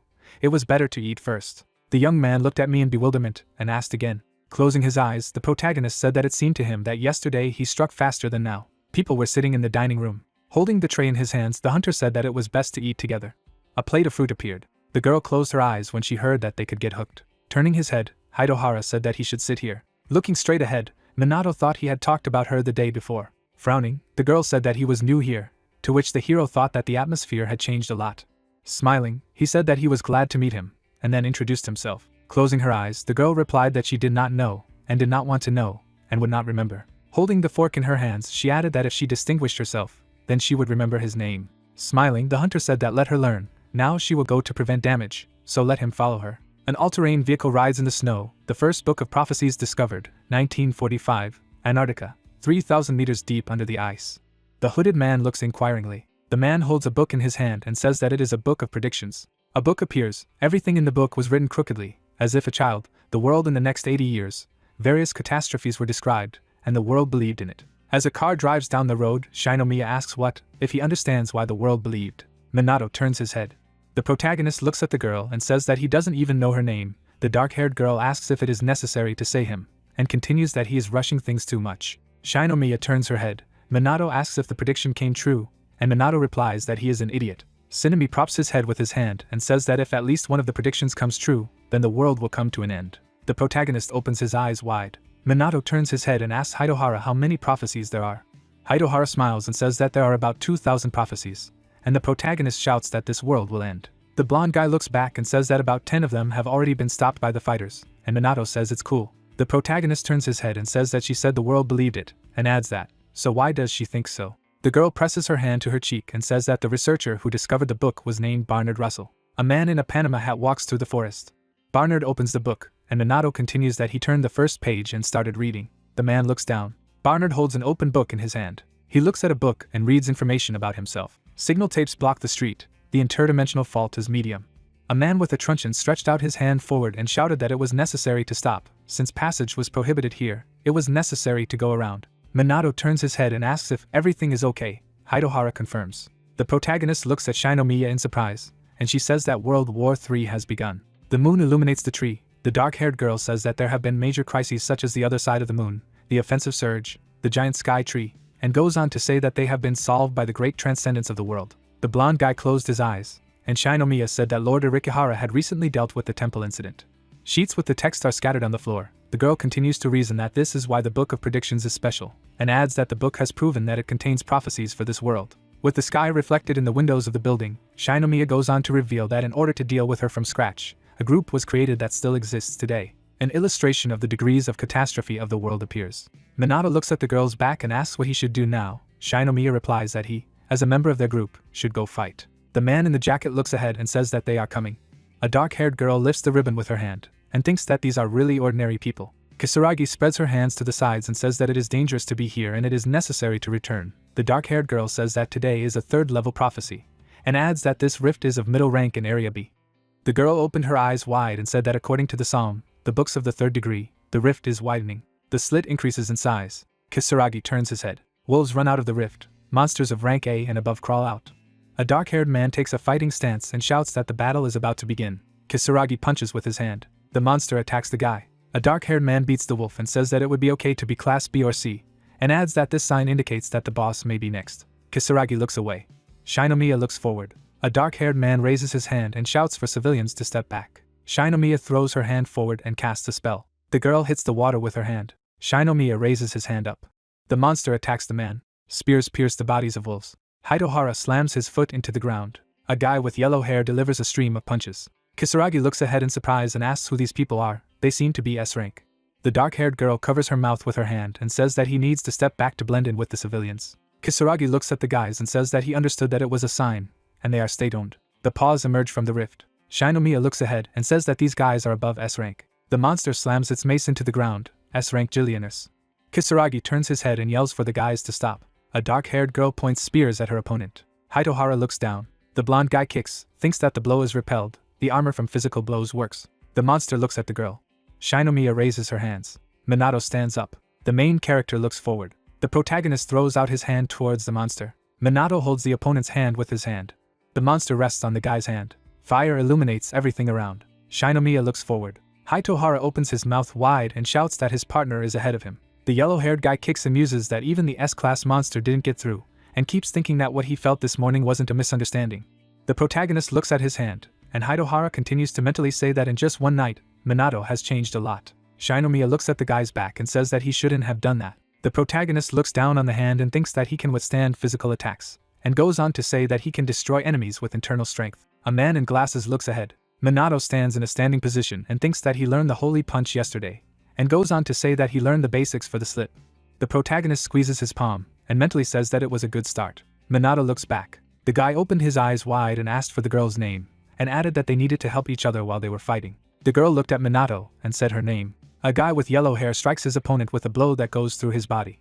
The werewolves attack. Shinomiya releases the spear of Mercury from his hand. Hidohara rushes forward and says what Minato said. The girl throws up her hand and adds that if you overcome your inner fear, then victory is theirs. The main character turns his head and turns to the newcomer. A crack appears and Shinomiya says that they need to go inside. Kisaragi turns around and says that there is another dimension inside the crack, and that this is crazy. The main character rushes forward and exclaims that he is already coming. A young man runs up to the crack. The man shifts his gaze to him. He drops his hands along his body and exclaims what the hell. Minako approaches the guys, and Hidohara mentally asks that this is the same secret organization. The werewolves run in different directions. The girl raises her palm and says that the same creatures are outside. She waves her hand and exclaims that it looks disgusting. Creatures fly away from the released stream of magic. The guys run forward. The protagonist says that Shinomiya is cool, and Hitohara adds that she is the best at clearing a vast area. The monster beats its chest with its paws. The young man attacks the creature, and the girl asks him to leave the beast to her. The minotaur crosses its legs. Hitohara raises his head and shouts that he is here. Yellow streams of magic envelop the guy. He throws his leg up and Minato admires his punch. The hero throws his body forward. Streams of blue magic surround the guy. The main character appears and asks his friend if everything is okay, and the guy replies that he is fine. Young people and a girl are running along the road. Shinomiya looks up and says that there are fewer enemies and asks what it is. The main character opens his eyes wide. The guys are standing in the middle of the room and discussing that this is a wide room. Shinomiya looked up. The protagonist raised his head. The yellow-haired guy looked away. An incomprehensible creature is approaching the young people from above. They open their mouths in surprise and say that this is impossible. The beast-like monster opens its mouth and pronounces that it is the boss. He lowers his head down. Blind Minotaur, rank S+++. The Minotaur holds a huge axe in his hands, and Minato asks that he is in charge here. Shinomiya releases a fireball from his hand. He envelopes the Minotaur. Blades fly up from the ball. A golden cloud envelopes the entire space. The girl throws out her palm and says that from the very beginning you need to use your strongest attacks against the strongest opponent, and adds that you should avoid stretching the blows. She keeps her eyes fixed on her opponent, and says that she will fight until her spiritual strength is exhausted, and asks that her friends stop her if anything. The yellow-haired guy squats in the rack and yells at the girl that she's all glowing, and adds that she should rely on him. The main character stood up straight and thought that this was an amazing attack. He shifted his gaze and continued that it was a mistake. Hitohara turned to him and asked again. The girl picked up a weapon and told the guy that this was her maximum fire attack. The young man turned his head. The girl turned. The protagonist pulled his head into his shoulders. The Minotaur delivers a devastating blow. A pile of rocks scatters around the boys, and Shinomiya exclaims that he wasn't hurt. The monster moves forward. The children shift their gazes to the side. The clique sits on a chair and thinks it's a talent. The main character turns back and says his name. The metal gilder leans forward and says that the girl has great speed, accuracy, reflexes, and adds that all this at such a young age. Shinomiya raises his hand and says that from the very beginning it is necessary to use his strongest attacks against the strongest opponent, and adds that he has 100 points for fighting unknown enemies, and concludes that a boss of this rank is easy to defeat. The man shifts his gaze to the girl and concludes that otherwise it is a shame, and assumes that she has misjudged his physical resistance. The blind Minotaur lowers its head down. Its physical resistance is 100%. The man adjusts his glasses, and the main character asks him what they should do. The Minotaur deflects Shinomiya's attack. The girl turns around and exclaims that his magic has not diminished, and the boy says that his physical resistance has reached a peak. The main character shifts his gaze to the girl and asks her to lend him her body. The guy raises his hand and declares that he will set an example for the young lady. He directs the spear of Mercury forward. The Minotaur swings his weapon. The girl looks at the protagonist and asks how he used her skill, and Minato tells her why. He turns his head and orders her to be quiet. Shinomiya's eyes widen, and the young man says that she should be more attentive, because she is an alchemist. The Minotaur opens its mouth, and the guy continues to say that there are 3 matters, and that depending on this, it must be used correctly. The flames incinerate the beast. Hitohara covers her face with her hand and says that it has become hot, and the girl adds that it is physically impossible, because the temperature is too high. The beast opens its mouth, and the young lady wonders that such high temperature control is possible. The main character stands in front of a man and he says that he and the girl are good, and adds that Minato will also be his student. The guy replies that he is glad. Stones are scattered around the room. The young man with yellow hair shifted his gaze. This mission foretold the catastrophe of their psalm. Minato straightens his shoulders and thinks that they defeated the blind Minotaur that they could. The weapon crumbles into sparks. Shinomiya's eyes bulged in surprise and thought it was impossible. Minato and Midori slapped each other's arms. The girl added that a transcendent can only possess the power indicated by the mark on his hand, and she thought that he had taijutsu at the level of Hiko. However, Minato was better at alchemy than she was, and asked herself if this guy was who. The guy held out his right hand to her. He smiled broadly at her and told her that his name was Minato, and let her remember it. The girl twisted her face in surprise. She shook Minato's hand and announced that she would remember it now. The yellow-haired guy turned on them and thought that Minato seemed to have taken Shinomiya safely. In the middle of the street, there was a rift in the air. A guy from the crowd said that look, the crack is getting smaller. Kisaragi looked at him in shock. The other guy asked what was going on inside. Minato's head popped out of the crack. Midori and Shinomiya followed him, someone saying that they had entered the crevasse and returned safely. The girl landed between the guys. The first asked that the mission was completed. The girl replied that it was right. You need to return to the headquarters and report everything. The second guy said that it was a difficult mission. The main character turned to Kisaragi. He bowed to him and said that he asked for forgiveness, and thanked him for helping him and his subordinates. He looked at the guy and added that they had done something inside, Although they probably wouldn't say anything, Shinomiya replied that yes, he understood everything himself. The girl waved her fingers and added that by the way, just let them put this mark in their report, and everything would become clear to everyone. A group of teenagers walked away from him. The man said that he understood everything, and that he hoped that the danger had passed. The girl replied that he should not worry, this is a rare case. Minato and Midori walked behind her. She stated that it was unlikely that they would meet again, so let them return to normal life. Kisaragi scratched his head and said that they were indeed ordinary people compared to them. The 11th of May, settlement N of the prefecture of K. The sun was setting behind the mountains. The elderly man was walking, leaning on his cane, under the supervision of a police officer. The sun shone on the mountains. An image of Japanese characters appeared against the background of residential buildings, headquarters of the opposing forces. A group of teenagers got out of the car. Shinomiya said that this was the report. Midori noted that he received a call on his phone. The girl asked that immediately after the mission. Prophecy Laboratory, 3rd level. The girl opened the door to the office. The guy replied that it was from the laboratory. The three of them stared in surprise. At the pulpit stood a man in front of a red-haired guy. The guy sat back and said that the rank 3 mission had taken too long. A red-haired guy was standing near Shinomiya. Minato thought it was the man. Midori stretched out his hand in front of him. The girl explained that Shinji, why is he so cocky? Don't be so arrogant. The guy asked them both to stop. The guy with glasses looked at them, and Shinomiya asked what he wanted. The company took their seats in the office. The guy told them to look at the screen. It was sent to him by analysts. There was a red glowing object on the tile. The girl asked what it was burning. Kurihara lowered his gaze and replied that it was a book of divination. A drop of sweat slid down Minato's cheek. He added that it was burned, was discovered in a volcanic zone and postponed due to the lack of progress in deciphering it. The main character asked that the burnt book of prophecies could no longer be read. The guy adjusted his glasses and added that this time, with the help of the latest technologies using beams and artificial intelligence, it was possible to partially decipher, and the content became clear. All those present in the hall opened their eyes in surprise. Kurihara said that there is a prophecy in which Japan appears.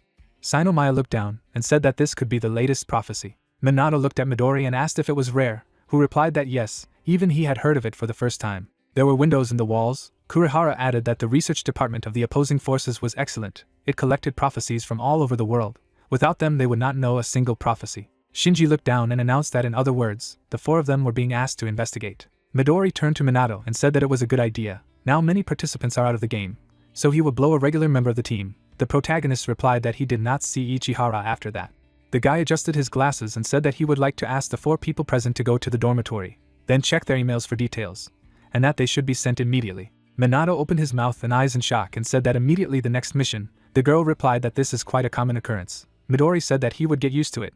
The guy thought that the whole world was at stake. Shinji stood up from the table and said that he understood. He stood in front of Kurihara and added that he and the other 3 were going on an exploratory mission. The car was moving along the track. Minato remembered the professor's words that he had said that the difficulty of the mission was not appreciated, so he had to be careful, and if the prophecy came true, then they were waiting for help.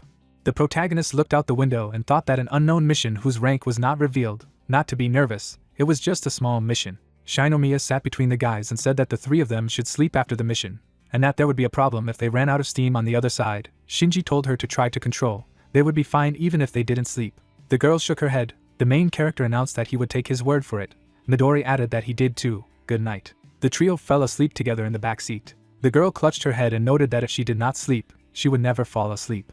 Shinomiya fell on Minato. The girl jumped up abruptly. Someone told her to wake up. She replied that she was awake. The whole squad went outside. She asked why they didn't wake her up. The guy looked somewhere in the distance and told her to look. The girl looked over his shoulder. She stepped forward and asked what it was. The whole group was standing at the cliff. Midori looked down and said that the situation had worsened already. A huge crystal protruded from the ground. He added that no matter what they did, the prophecy would come true. Shinomiya stood next to Shinji and reported that the magic circle, that red pillar, was the result of 23 people's activities and a report. The guy had said that there had been an incident in the past. A huge black hole had swallowed up part of the house. The guy added that an apartment of 30 years ago had disappeared in Wakayama. A 30-year-old prophecy. A hole in another dimension was about to open. The crystal with the skeleton inside began to glow. The yellow-haired guy opened his mouth in surprise and said that the pillar. The girl said that they didn't seem to have time to think. Shinji grabbed the hilt of his sword, and Midori asked what they were doing. The guy put his sword in front of him and announced that of course to prevent a disaster. Kurihara shifted his gaze and told them to wait for help. The girl asked if this meant that they would violate the order of their superiors. Lightning shot out behind them. Minato stood shrouded in blue flames. He looked at the guys and asked what they were coming. The girl looked at him and thought that Minato, him. Midori turned to him and thought that he had become even stronger in half a day. Shinji stood with his back to the protagonist and said that it looked like he wouldn't be a hindrance. He jumped down sharply and said that he was behind him. The whole company followed him. The girl asked him not to get ahead of her, she would not leave it unattended. The red crystal was glowing. Melee stood next to Hinoki and mentioned that she smelled nostalgic. He replied that she did, and when he was alive, he often inhaled its aroma. In the middle of the field there was a monument. A hand escaped from the ground. Hinoki looked at his girlfriend and said that it was a forbidden technique. There is an image of a burning page of a book, a prophecy of a fiery book, 1,000 moons as crimson as she is, and as if soaring into the heavens, the flames of the sky darken, and flashes rush into the underworld. An image of a painted man with a bowl of red liquid appeared, the transcendent, the mighty sorcerer Banto Shirjima. An image of an enlarged man from the painting appeared, committed a real massacre, and defeated the same transcendental as him. Shirjima washed the entire village in blood. Blood flowed from the man to the ground. He was pouring blood out of a barrel and said he didn't have much time. The man with bandages on his head grinned ominously and said that 1,000 years from now, he would be in this world.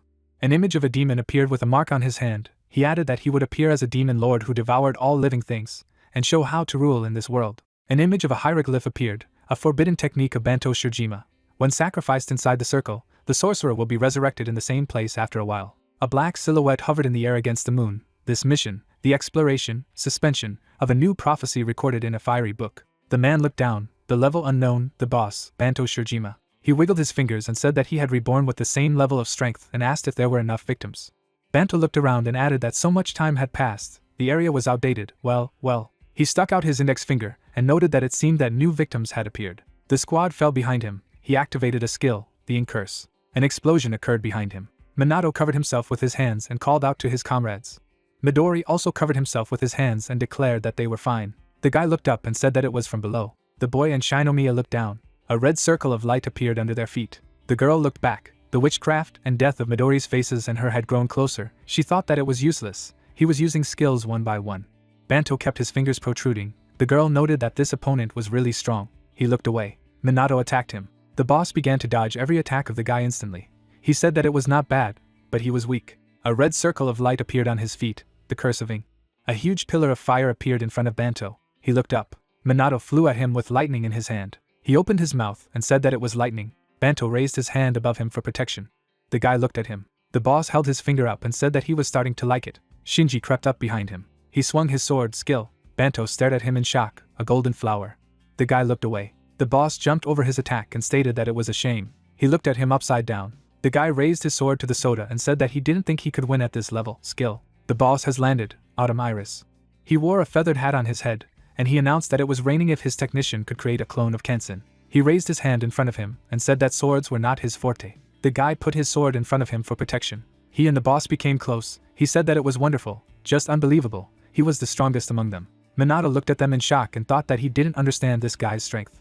A boy with yellow hair was standing on the grass. The guy with a sword in his hand stretched out his hand to the boy. The main character noted that he was completely different from the previous opponents. From Ichihara he felt something related. What to do? The guy turned to someone's voice that called out to him. Shinomiya and Midori floated in the air. They rushed to attack. The girl said no, let him not do it, he would be stunned. The boss held out his hand behind him and asked him not to be distracted. Between him and the running rebis, 3 circles of different colors appeared on the ground. Images of cattle skulls, Shikigami, and Byuoni, Mukuro appeared. The yellow-haired guy attacked with his foot. He looked down. 2 monsters were standing in front of them. The guy thought that these creatures, both of them. An image of a humanoid creature with the head of a bull appeared. The guy added that it was like a minotaur. A green monster appeared in front of Minato. He clenched his hand into a fist. The guy looked at him decisively. The boss attacked Shinji with many punches and said that it was a pity that help would not come to them. The guy asked him again. He launched a successful attack on the boss. He held a sword in front of him and said that he did not need help. The red-haired guy pointed his finger and stated that he was the resurrected Shinji. The guy grabbed the hilt of his sword with his hand and announced that one would be enough. He looked at Banto and said that in this world, you can only rely on yourself. The boss put his hand on his chest and said that it was true. He opened his mouth wide and added that he didn't need the others. That's why he would eat the one named after him. Shinji was standing right in front of him with a sword. He was repelling the boss's attacks with his sword and thought that it was too fast. He looked at the boss. Minato shouted his name. The protagonist ran towards him. He held out his hand in front of him. The boss turned to him and thought what he was doing here, where the ghosts were. Midori and Shinomiya fought monsters. Only his legs remained standing from the green monster. Minato's fist flew into Banto's face. The boss flew a few meters. Shinji looked at him and said that this guy replied that he couldn't do it alone. The boss licked his lips. The protagonist stood in front of Shinji and explained that they would win if they joined forces. The boss was standing away from the guys. Minato said that he could not win alone. Shinji looked at him. Midori attacked the red monster. The red-haired guy noting that even Midori and Shinomiya couldn't handle their opponents. Shinomiya flew at his opponent from above. The guy added that considering this, how did he do it? The protagonist put out his hand to attack and said that he needed to defeat him by joining forces. Shinji took a fighting stance with a mesa and said that it was not necessary. He furrowed his brows and added that he didn't need any help and would do it alone. The guy looked at him in shock. Bando flew up to the guys. He drank his hands in front of him and said that he too wanted to enjoy them one at a time. Sorcery. Shinji instantly jumped away from his attack. A huge pillar of fire flew out of the boss's hands, a fiery flash. Minato flew far away from the scene of the battle. Bando swung his hand for the next attack. The red-haired guy stopped the attack with his sword. Minato, who was flying from the impact, left a mark on the ground. He sat exhausted, leaning against a stump. He raised his head slightly. Two people were standing in front of him. Melees and Hinoki were standing in front of him. The guy said that he had passed out, so they called him here. The main character grabbed his forearm. He stood up to his full height and said that he had to go. The guy looked at them in shock. Hinoki replied that he should stop fighting. His eyes widened in surprise. The boss repelled Shinji's attack. He has made many attacks on him and said that he has the same style of thinking as him. The guy looked at him menacingly. His sword glowed with red fire. He noted that he would be able to tear it apart with his skills. He said that yes, others are not needed. The boss opened his mouth and announced that therefore, he would eat it all. The guy Anons hits the Bando. He looked at him. A sword slipped from his hand. The guy attacked the boss. The boss threw back his head and shouted that it was okay, let him amuse him more. The guy held his blade in both hands. Behind Minato were Melees and Hinoki, who said that he could see Shinji stronger than Shinomiya and Midori, and there was a big difference with the sorcerers. The guy blocked the boss's attack. The protagonist looked at him in shock, with Hinoki adding that this level was still too hard for him. Melees looked at the battle and added that he had performed a technique to resurrect after death and recuperate from human casualties, and asked if there was an entire city near him. Bando held out his hands in front of him. The girl stated that the enemy had shown himself to be the king of demons. A drop of sweat dripped down Minato's cheek. She added that if it became stronger, then a significant blow would be dealt to the civilian population. A fire book was burning on the tile. Hinoki said that the rank of the Proshev was unknown. This guy was able to hit him by pure chance. Two spirits hovered over the protagonist. One of them announced that this time he would defeat him, and it was necessary for him to give the body to one of them. The guy resolutely shouted no. Hinoki looked at him in shock. Melees' eyes widened in surprise. A blue mark burned on the guy's hand. He told them to forgive. But now everything is for real, and not training. The man stuck out his tongue. A candy was held in the man's hands. The guy added that in the future, he did not believe that the troubles would pass when he gained strength. The guy looked at the fight with enthusiasm, and asked what was right. Melees looked at him, and said that he was. Hinoki closed his eyes and said that this guy was surprising again. The blue-haired guy stood in front of Hinoki and said that against the background of them, he would surpass them. Who said that for sure, Minato, he should surpass the creators. He put his hand on his shoulder, and said that it was all right. The ghost stood behind the guy and told him to show the result of the training, and did something with him. The guy walked away from them. He turned to them. He raised his hand and told them to look at him. Guru. He rushed into the battle to help. Hinoki and Melees watched him. Bando has made a huge number of attacks on Shinji, and asked if there was a catch. The guy stopped the blow with his blade. He flew high up. A sphere appeared in the hands of the boss. He said that this was the end. Shinji's sword slipped out of his hands. The blade spins on top of it. Minato grabbed it. The red-haired guy opened his mouth in surprise. Minato put his hand on his shoulder and stated that he would borrow his sword. The guy narrowed his eyes. He would fall down and say it was a rookie. Shinji landed on both feet. In front of the boss, the sphere from his hands swelled. A huge pillar of fire flew out of his hands, a fiery flash. The guy swung his sword from behind, Hinoki Toryu. A trail from his attack remained in front of the guy's face. His magic attack pierced through the boss's attack, the storm rip. The mark of the blow stretched over the entire field. Bando's arm flew upwards. He thought that why, this technique. The guy was flying in the air. He added who this guy was. Minato looked at the boss and said that he was Minato, a person who would surpass the creators. Melees stood next to Hinoki and asked if he thought the guy could defeat this sorcerer. The guy with the sword flew at the boss. The spirit replied that now, they could only watch. He was standing in the middle of the forest. The trio of fighters slept in the back seats of the car. Hinoki thought that Minato would not be stupid, and he picked up something while he was sleeping in the car. The creator smiled broadly and added that it was something else. The guy swung his sword. Shinji watched the fight between Minato and the boss. Minto attacked Bando with lightning speed. He looked at his hand and asked who this guy was. The guy stood in front of Shinji and said that he had to unite to defeat him. He raised his sword in front of him and said that he was fighting alone. He pursed his lip. Shinji furrowed his brows. Minato struck with his sword. Bando's attacks rained down on him. He stretched out his hand in front of him with protruding fingers, a skill, forbidden fruits. The guy instantly jumped away from the attack. The attacks aimed at the guy's back. He jumped up and thought that he would chase him until he hit him. The guy landed in front of the shells. He jumped up. The black guy with glasses looked up. He took a fighting stance. The guy got into the same stance, shaking. In front of him, A stone shield rose from the ground. The boss's entire attack hit the stone barrage. Bando raised his hand in front of him and noted that this child had climbed a rock. The guy turned his head back. Stones from his skill were flying in front of him. A series of explosions occurred in the sky. The boss's eyes bulged at Minato's attack. The guy got into a fighting pose. A black girl jumped in front of him. The guy began to jump on the stones. The method of movement, mirror reflection. He was behind Bando. He turned to the guy. The guy struck a slashing blow with his sword. A deep cut appeared on the boss's cheek. He asked who he was. Bando repelled the protagonist's attack. A huge luminous hieroglyph, the curse of En, appeared on the ground. Stones flew into the air. The guy hid himself from them with his hands. Minato pushed off the rock and thought that the main thing was not to miss it. An image of all the creators appeared. The guy added that you need to use all the skills that he managed to learn. The guy fell right on top of the boss. He raised his head up. Blood gushed from the wound on his arm. Minato's magic attack pierced the boss's attack. The guy struck the boss.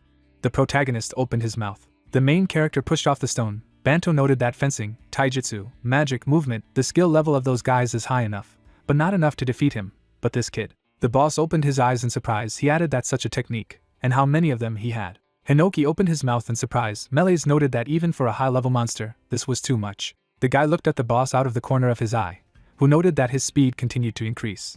Melees looked at him and thought that it would. The boss was standing in the middle of the field and thought he was interesting, but he turned his head back and activated the forbidden jutsu. A magical pillar of fire appeared on the battlefield. The creators raised their heads up. Shinomiya looked up in shock. The girl instantly bounced off the boss's attack. She lifted her head up and asked what it was. In front of Minato was a huge skeleton, a fusion of bones. There was a boss on his head. He said that he liked this child. He looked at the protagonist and added that this alone was not enough. The monster's hand rushed towards the guy. Hinoko and Melees looked at him. The guy told him to run. The main character stood calmly in the middle of the battlefield. He lowered his eyes and thought that if he were to run to the fullest, he would not be able to overcome him. The guy closed his eyes and added that forward, we need to break through. Melees held out her hand and told him to remember their lesson in magic, and that it was necessary to do it all over again, and that first of all, the basis of magic was a bright flame. Fire appeared in the girl's hand. She lowered her hand. Hinoki took his katana out of its sheath and said that Hinoki Toryu has two states, the verdict of the storm, the blow that destroys the opponent the first time. A huge plume remained from his attack. He added that he only needed to lower it down for a moment, forget doubts and fears. The creator looked ahead in front of him and said that you should only look at your opponent. The guy held the blade in his hand. An image of a flash from the attack appeared. The young man raised his sword above him, shrouded in flames. Melees opened her mouth in surprise and said that he was a fool. Hinoki looked at him and shouted his name. The guy swung his sword from his back and said that come on, Banto, this technique was created by Minato himself, you need to name it. The protagonist's magical attack touched the boss's huge skeleton, the verdict of the hot air. Part of Banto's torso flew freely in the air. The guy looked at him. The creator with an eye patch held a sword in front of him and said that inochi is used in different ways, it depends on the person. He seized the blade. The light reflected off the katana. The guy added that it was like a thin thread, and if he tried, it would cut the first time. He looked ahead in front of him and said that it was now. A huge skeleton hand reached out to Minato, and Hinoko asked how he saw him. The guy narrowed his eyes. The boss folded his hands. The guy added that Banto as he sees it. A flame was glowing on the stand. The creator explained that the light, a small and weak flame. An image of flames in a bathtub funnel appeared. Hinoko added that one sword created the storm. No. The water funnel was enveloped in fire. The guy said that even better, he was consumed by a strong flame. The protagonist's magical attack touched the boss's huge skeleton, the verdict of the hot air. The huge skeleton began to burn. Part of Banto's torso flew freely in the air. Hinoko and Melees looked at him in shock. The guy realized that it was unbelievable. He was able to unite. The young man stood in a fighting stance with a sword. The guy raised the sword above him. The creator added that his magic and swordsmanship. Click jumped up from his chair and said that it was understandable, interesting. Glasses sat on his nose. He added that this was recklessness. The guy began to jump on the stones. He dealt a devastating blow to Banto. Minato fell down with a zipper in his hand. The guy with gray hair remarked that he could switch to all kinds of vehicles. The protagonist's magical attack hit the boss's huge skeleton. Hinoki turned back and thought he was weird. He looked at the girl standing next to him, who said that if the alchemist was right, then they had underestimated Minato. The girl looked ahead in front of her and asked if he could pull it. Hinoki looked up and assured her that everything would be fine, and that she didn't want to see it. The main character stood in a fighting stance with a sword. He added that he would come to an end at the hands of Minato. The guy closed his eyes slightly. He slumped his shoulders in exhaustion. The boss's blood boiled on the ground. Banto's restored body crawled out of it. The guy looked at him. The boss stood up to his full height and noted that he was not dangerous now. Hit him on the head. But he would die the same one, and that for the first time he was breaking out in a cold sweat. He stretched out his hand for a magical attack and said that it was already gone. His head flew away from the body, a mountain chrysanthemum. Blood gushed out at the side of the cut. Banto reported that he was also there. Blood flowed from Shinji's forehead. He caught Minato falling. The boss opened his eyes in surprise. The red-haired guy laid his comrade on the ground. Part of the boss's head fell to the ground. The thin guy was holding his comrade on his lap. Snow was falling from the sky. The guy noted that it was cold. They were sitting under the bridge. He added that they would hold out until morning. Only until morning. Banto looked at his brother and said that they would eat. His brother closed his eyes. The guy's eyes widened at him. A cart drove across the bridge. Banto covered himself with hay leaves and noted that it was cold. The cart was pulled by a bull. People followed him. In the air, parts of the boss's head crumbled to dust. Shinji held Minato on his lap. He pursed his lips. The guy sank completely to the ground. The red-haired guy gritted his teeth and said that he was not alone at all. His eyes widened in surprise. Shinomiya and Midori ran towards him. They ran up to Minato's topic. The girl asked that he was safe, he was alive. The guy replied that there were no threats to life. The girl looked at the guy and said that it was good. Midori looked up and said that the main thing was that everything was fine, but they would rejoice later. The glass dome cracked above their heads. The guy noted that the barrier, what's inside, both support energy, and if they break inside. Shinji took a fighting stance with the sword and said that he would be able to avoid the pressure. At the moment of the explosion, he would stop the blow with everything he had. Midori looked at him. He thought that they were now, no, even if everything was done perfectly, was success possible. Tsunemi held out their hands in front of them. The young man looked at his sword and noted that there was no choice. Bloodied, Minato raised his sword. Shinji turned to him and thought it was a new one. He lay with his eyes closed. An image of the protagonist lying in front of Hinoki appeared, who told him to wake up as soon as possible. The guy opened his mouth slightly. He held out his hand in front of him and shouted for them to look at the guru. The creator raised a sword in front of him and stated that he had seen through it. The glass dome was completely cracked. The entire squad stood in fighting stances. The protagonist announced that Hinoki Toriu, a stream of clouds.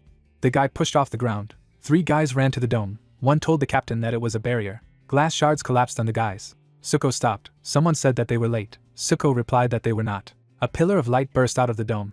Minato continued to hold his sword above him. The 3 guys looked at the pole. Suko stood in front and said that the flash of the sword was as if nothing had happened. He looked at him intently and asked who the hell was this guy. Minato smiled as he held his sword.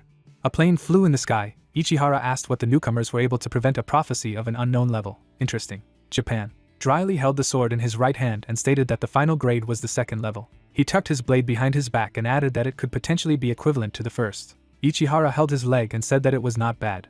The guy was sitting on the plane and added that while he was gone, it seemed that they had all grown up. He held the phone to his ear and noted that, however, the person who had contributed the most was Minato, who had enlisted 2 days earlier. Minato was holding a sword, and the yellow-haired guy said he had found it, and asked who he was. He opened his mouth slightly in a smile and added that he was the one who would do away with all prophecies. He looked dryly at the phone. There was an earring hanging on the guy's earlobe. He said that they were waiting for him, and that maybe he was the one. The red-haired guy held the phone to his ear and asked that his expectations were so high. Ichihara replied that if he didn't believe himself, then why didn't he see for himself? He asked him to come back already. Without him it was difficult to compete with someone on an equal footing. Ichihara closed his eyes and laughed. The girl on the phone said that she was right in front of him. She held the walkie-talkie to her face. A huge female figure appeared behind the plane. A super prophecy when the sun will go out. The girl closed her eyes. Boss, suicidal tendencies, Ishtam. A flash appeared on the plane. The boss opened his eyes. The plane was flying straight at her, and Ichihara asked Soho to continue. A blue sphere formed in his hand. He added that he would quickly finish. A divine vortex. Curtains hung from the wall. Minato opened his eyes and mouth abruptly. The nurse looked at him and said that he woke up. The guy sat up on the bed and asked where he was. The girl replied that he was in the infirmary of the opponents. He opened his palm. The girl added that he had returned from the mission and woke up only now. The guy thought that he had fainted. The protagonist stood in front of the creators and noted that he slept so deeply that he did not even move into the space to the creators. The nurse pulled back the curtain and said that he was fine, and if he needed anything, let him call her. Shinji was sitting on a chair with his arms crossed. The main character wondered why he was looking at him like that. He shook his head and asked where the others were. Shinji replied that they immediately started training as soon as they returned. Midori and Shinomiya walked forward, the red-haired guy adding that they were very disappointed that they couldn't fight back.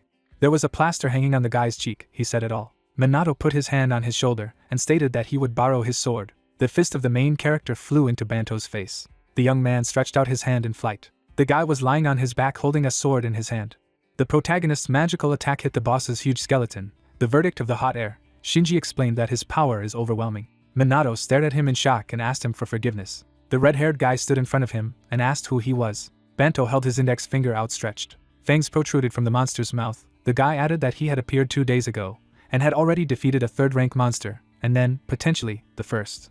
Minato misses the boss with his attack. The guy began to jump on the stones. The method of movement, mirror reflection. A hero flew at him with lightning in his hand. The guy raised a fiery sword above him. Shinji noted that fusion. He had never seen or heard of such a thing. A drop of sweat slipped down Minato's cheek. The guy asked how he did it. He furrowed his brows at him and asked what they needed to do to be like him. Brother Shinji came into the room and said that he would disturb him. The two guys turned to look at him. He dryly took the sword with his hand and called the name of the main character. He looked at him and asked who he was.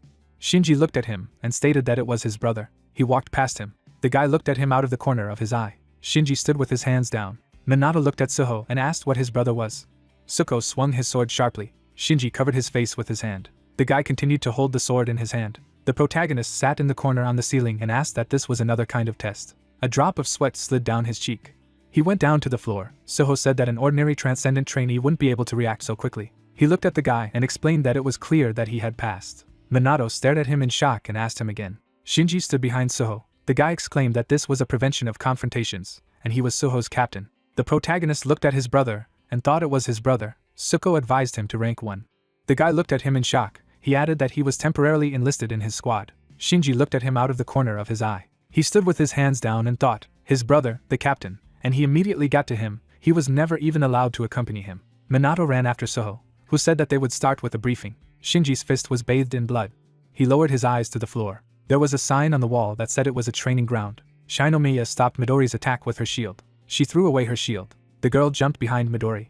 Magical hands grabbed them. The protagonist's magical attack touched the boss's huge skeleton, the verdict of the hot air. Minato took a fighting stance with a sword, Shinomiya saying that no matter how much she repeated, she couldn't compare to Minato. She gritted her teeth in anger. Midori looked down.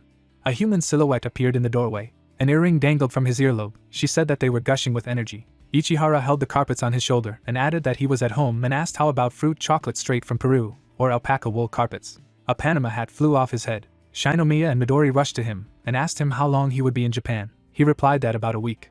They looked at him and told him to train them. Sweat ran down the guy's cheek. The girls stared at Ichihara and exclaimed that they would not lose to Minato. Ichihara looked at the guys in amazement. The girl crossed her arms. The guy thought that he did not think that he would see such burning eyes in these children. They stood in front of the guy, who asked what Minato was, how he lit them. He looked at them kindly and said that it was good. A human silhouette appeared in the doorway. Ichihara asked what Shinji and he was. He held a bandage in his hand and announced that please, he can't afford to be left behind by Minato either. The protagonist ran after Suko. He opened his eyes wide at him. Shinji stood in front of the whole company. The girl asked what it was. He walked dryly past his brother. Shinomiya and Midori looked at him in shock. He said that Suho had taken the main character into his squad. The girl thought that it had already been. Ichihara held his leg and said that if he was interested, why should he see it for himself? Shinji lowered his eyes to the floor and said that it was his fault that he fell behind. Minato ran behind Suho. He asked what the briefing was. He replied that they had already decided on a mission, leaving tomorrow. The guy stopped abruptly. With a sword hanging on his back, he asked that Minato was intimately acquainted with Shinji. The protagonist stood in front of Shinji. Shinomiya sat between the guys. The protagonist put his hand on his shoulder and said that he would borrow his sword. Shinji sat in a chair with his arms crossed. Minato asked what happened to Suho. They met 2 days ago. If they had become friends, he gave him his weapon and waited until he woke up. The guy happily opened his eyes wide and replied that yes. Dryly stood in front of him and said that this is how it is. There were tiles on the wall. Shinji stood with his eyes down on the floor and said that brother, he wasn't worried about him at all. The guy gritted his teeth and added that lately, he had only looked at him once at best. The captain looked away at the window and added that recently, he had a wound so terrible that it was impossible to even look at it. The guy opened his mouth and shouted in resentment for his brother to at least look at him. He had no choice but to risk his life and become stronger. Dryly calmly looked out the window and said that he didn't have to do it, he just wanted to be safe. Minato followed him and asked that they had a good relationship, and he replied that of course. Shinji stood with his hands down and said that Minato should calm down, he would see everything later. Dryly calmly walked forward and said that he was extremely sympathetic to his brother, whom he valued very much. His brother furrowed his brows and said that he would definitely defeat his older brother. Minato closed his eyes and thought it was a good relationship. There was a sign on the wall that said that there was a training ground. Shinomiya asked what was wrong with Shinji. Of course, it was none of her business. But why did the motivation to become stronger suddenly appear? Midori asked that yes. The girl added that Shinji competes a lot with his brother, thereby showing his talent. And when she asked if he hated him, he yelled at her. Shinji looked at the girl and told her to have respect. Shinomiya held out her hands in front of her and stated that he wanted Suho to pay attention to him. Midori looked at the guy and said that it was understandable, funny.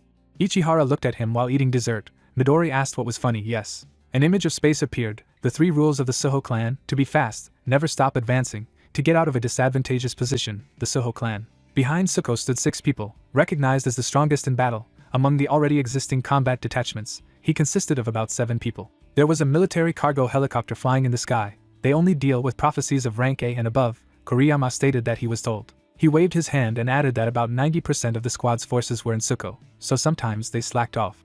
Minato held the phone in his hand. The guy asked the temporary member not to worry and left everything to Captain Suho. He looked at Minato and told him to put down his phone. The helicopter flew over the clouds. The protagonist replied that he could not contact. Kuriyama asked him again. Near the young man stood the spirits of the creators.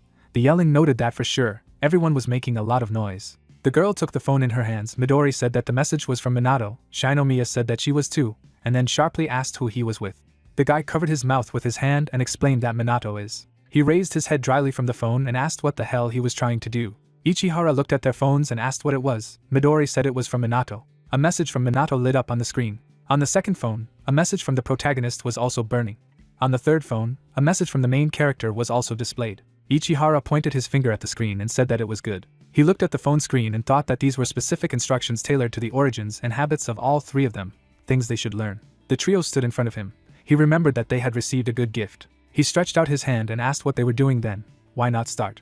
Midori held the phone in his hand and said that they were starting. Shinomiya also said that they were starting. Steam came out of Shinji's mouth. He said he would make him regret it. He would definitely defeat him. The guy asked that he remembered that they were not enemies. He added that Minato should wait for him. The young man closed his eyes. Kuriyama noted that he was remembered. He wiped the helicopter's window. Spikes of ice protruded from the icy hills. In the middle of the frozen valley, there was an icy deer, a first-class prophecy, frozen ground. The calamity was expanding and freezing everything around. It was predicted that the scale would increase exponentially. The earth is covered with ice. If you leave it, in the near future the entire earth will completely freeze. An image of a map of the earth appeared. Someone said that this disaster is observed in 17 points around the world. In some countries outbreaks occurred in cities, which caused panic. Mana leaned his hand on his waist and said that Japan was lucky that it had started in the mountains, and that it was expanding faster than reported, and they had no time to think. Suko stepped forward along the side of the helicopter and said that the only way to get here was by helicopter. The rear door of the helicopter began to lower. The guy added that they would go down through the hatch. He stood at the exit and explained that he could not stay so long, otherwise there would be damage. Suho looked into the distance and said that the Suho clan, 3 at a time. Minato stood behind the entire squad. The captain added that the first, speed, second, immediately attack, third, compensate for the shortcomings with strength. The young man looked down. The main character, lying on his back, held a sword in his hand. Hinoko held out his sword in front of him. The protagonist repeated his pose, noting that in the battle with Banto, he eventually relied on Hinoko. 2 soldiers jumped out of the helicopter. He added that this was a great opportunity to learn something new from a strong detachment. The guy looked ahead of him and said that this time, he would complete the task on his own. He stepped onto the platform to jump. He jumped after everyone and thought that the first-class prophecy, in this mission, he would fail that he would never forget. 10:17 a.m. Suho and his squad stood in front of the ice spikes. Kuriyama said that how cold it was. Suho's squad had arrived at the place of the prophecy. Mana looked at the watch on her wrist. The guy added that Minato, like Transcendence, they are resistant to temperature changes. The girl added that the temperature was minus 33 degrees, lower than stated. There were ice spikes on the snow-covered hills. The captain explained that the search area was huge, and that most likely the prophecy was at the center of the disaster. He looked away. The protagonist looked at Kuriyama and asked him for forgiveness, and asked that it was in the divination book as frozen ground. An image of the silhouette of a man appeared. He replied that no, this prophecy was made by a person with the skill of counter-prediction, and that such things appear here and there. But this is the first time he has seen the first rank, so since Suko's squad is suitable for the mission, they were sent. Mana looked at Minato and asked what he was worried about. She smiled slightly through her mask and added that it was better to be on the safe side than not to be careful, but let him relax a little. Kuriyama put his hands on his shoulders and told him to relax. There are 8 regular squads in the Japanese confrontation unit.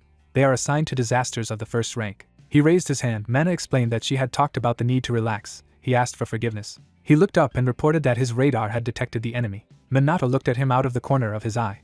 Kuriyama looked ahead of him and said that there were 200 beings 200 hours away. Mana furrowed her brows and replied that she understood. The guy looked around the snowy hills and thought that they had disappeared. The girl appeared next to the captain and stated that he had returned. Kuriyama at the appointed place. A sword was stuck in the head of the ice monster. She added that the estimated score of the monsters, SS++ level, there are about 30 of them.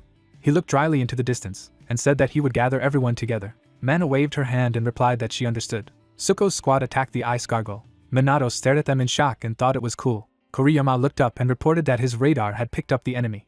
Kuriyama looked ahead in front of him. A sword was stuck in the head of the ice monster. She added that the supposed assessment of the monsters, SS++ level, there are about 30 of them. The guy thought that in order to cooperate, he needed to understand the situation. There were 200 creatures 200 hours away. Suho's squad attacked the ice gargoyle. The protagonist noted that no matter how accidentally he got to them, these people are first-class warriors. Minato looked at Suho and said that he was. He looked into the distance and said that S++ shouldn't be a problem. He was going to. The guy shrouded himself in an aura and answered in the affirmative. He pierced the ice with his magical attack. The guy turned back. Mana looked at him and asked him to be careful. The ice gargoyle ran past the squad. The girl added that there were other people here. An image of fire appeared. The guy said that the verdict was hot air. The monster turned back. He was struck by Minato's fire attack. Koriyama's eyes widened in shock. A guy was standing behind him. He was holding a sword in his hand. He thought that he had a fiery sword. Mana looked at him. An image of the marks of Suho's sword swings appeared. The captain stood calmly in the middle of the battlefield. He put the sword behind his back and thought that was understandable. Midori was talking about it. In the middle of the icy tundra stood an igloo. Suho's squad was resting in it. Mana asked how Koriyama was. He ate noodles with chopsticks and replied that not very much. The boss was not within a radius of 10 kilometers. The girl took off her mask and said she thought they had no choice but to spend the night here. The main character was sitting by the fire. She asked what was going by the way, where the captain and Minato were. The guy closed his eyes. He held a flaming sword above his head and thought that in the fight with Banto, he had mastered the fusion of skills. An image of two hands with spheres appeared. He added that even opposite skills. The protagonist opened his eyes abruptly and said that he could tie them up. Suko stood behind him and explained that he was busy training and asked what he had distracted him. He replied that he had not, thinking to himself that he had frightened him by silently approaching. A fire was burning in the middle of the snow field. The captain asked that this was his first trip. He replied that it was. He sat down next to the guy and wondered if it was difficult for him. The guy replied that he was in anticipation. Dryly lowered his eyes to the fire and said that he would like to return home as soon as possible. A drop of sweat slipped down the cheek of the main character. He explained that he had an addiction. The guy added that because of tobacco. The captain added that it was a cat. A cat was lying on the bed next to Suho. He put his hands on his face and said that he wanted to breathe in a cat. The guy asked what a drug. He sat dryly with his head down. The guy said that he had an animal in him and asked that he was like a child. He replied that yes, he was the same. The captain sat down closer to him. The guy looked at him and thought that he was very close. He announced that he should look. The cat stared at the phone camera. Minato said he was cute and asked what his name was. The guy took the phone. He replied that it was Mantu.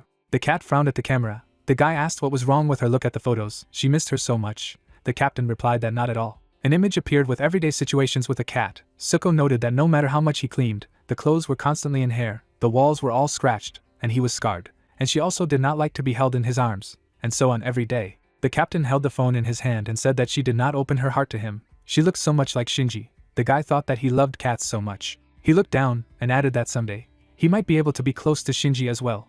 Minato turned his head on him and said that he was the only child in the family, so he didn't really understand. The guy shook his head. He looked at the captain and noted that just as he did with Mantu, he cared about Shinji. The captain looked at him. He smiled slightly and replied that it was understandable. The young man took the phone and noticed that there was also a video here. How cute. His eyes widened in bewilderment. Someone's hand was playing with a cat. The guy turned to the captain and argued that she was really like a child. He replied that yes, like an angel, and said that it was understandable. If so, then okay. I looked at the guy coldly and asked if he had trained before. Mana came up behind them and told them to come back and go to bed, and to go out early tomorrow. There was snow on the trees. The captain replied that he understood. Someone was walking in the snow in slippers. Tonight, Minato and the rest of Suko's squad don't know. A man in climbing gear ran after him and told him to wait. If he climbed the mountain, he would die. A flashlight was shining on his head. He asked that he was not a person, with a transcendent, and that he was on a mission. He replied that yes, something like a task. The guy was holding a blue book with a golden seal in his hand. He added that this was the place of prophecy, an important mission. He went on, and a transcendent climbs a mountain. The young man was on his knee with the bowstring drawn. Minato's sleep during the night training. Today is the final lesson, concentration in archery. Margit stood on his chest and said that for 25 hours, he did not know when the target would appear, and for Minato to be more attentive. The meaning of the training was revealed at the end, when the general concentration disappeared from fatigue. Hinoki threw up his hands and asked why Melees had replied that they had practiced yesterday without fencing. The guy held the bow taut. Hinoki added that so what? Margit said that the noise shouldn't distract him. He was doing pretty well for the first time. Oji looked at him and said that it was now. Koriyama looked up and said that his radar had picked up the enemy. He looked in front of him.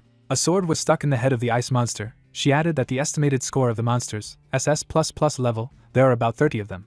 He dryly tucked the slash behind his back. The guy explained that it was an amazing team, because they participate together on missions. The protagonist held an arrow and said that he had to try. The arrow flew far ahead. It pierced the invisible barrier. The guy looked at her in shock. He lay on his back. Margit announced that he should remember this feeling. And that was all for today. The guy thanked him. Hinoki asked what they were done. He drew his sword and said that until he woke up, he would be with him. Minato stood behind the squad in front of Suho. They were standing on an ice platform. The captain stated that they were continuing. The guy looked at him. He looked into the distance, and said that today they would find and defeat the boss of this prophecy. Ice spikes were sticking out of the ground, frozen ground, the second day of the mission. Koriyama flew in front of Mana and said that 150 meters out of 20 pieces. The girl added that they would strike. Birds were flying in the sky. An image of a bird shone on the screen. Iowa painted her nails and said that it seemed like an easy victory. Raylak explained that the people around him are strong. It shouldn't be like last time. Melees looked at the old man and asked how he was. Kodo scratched his beard and said he didn't know yet. Minato held a sword in his hand, Kodo adding that he didn't feel so uncomfortable now.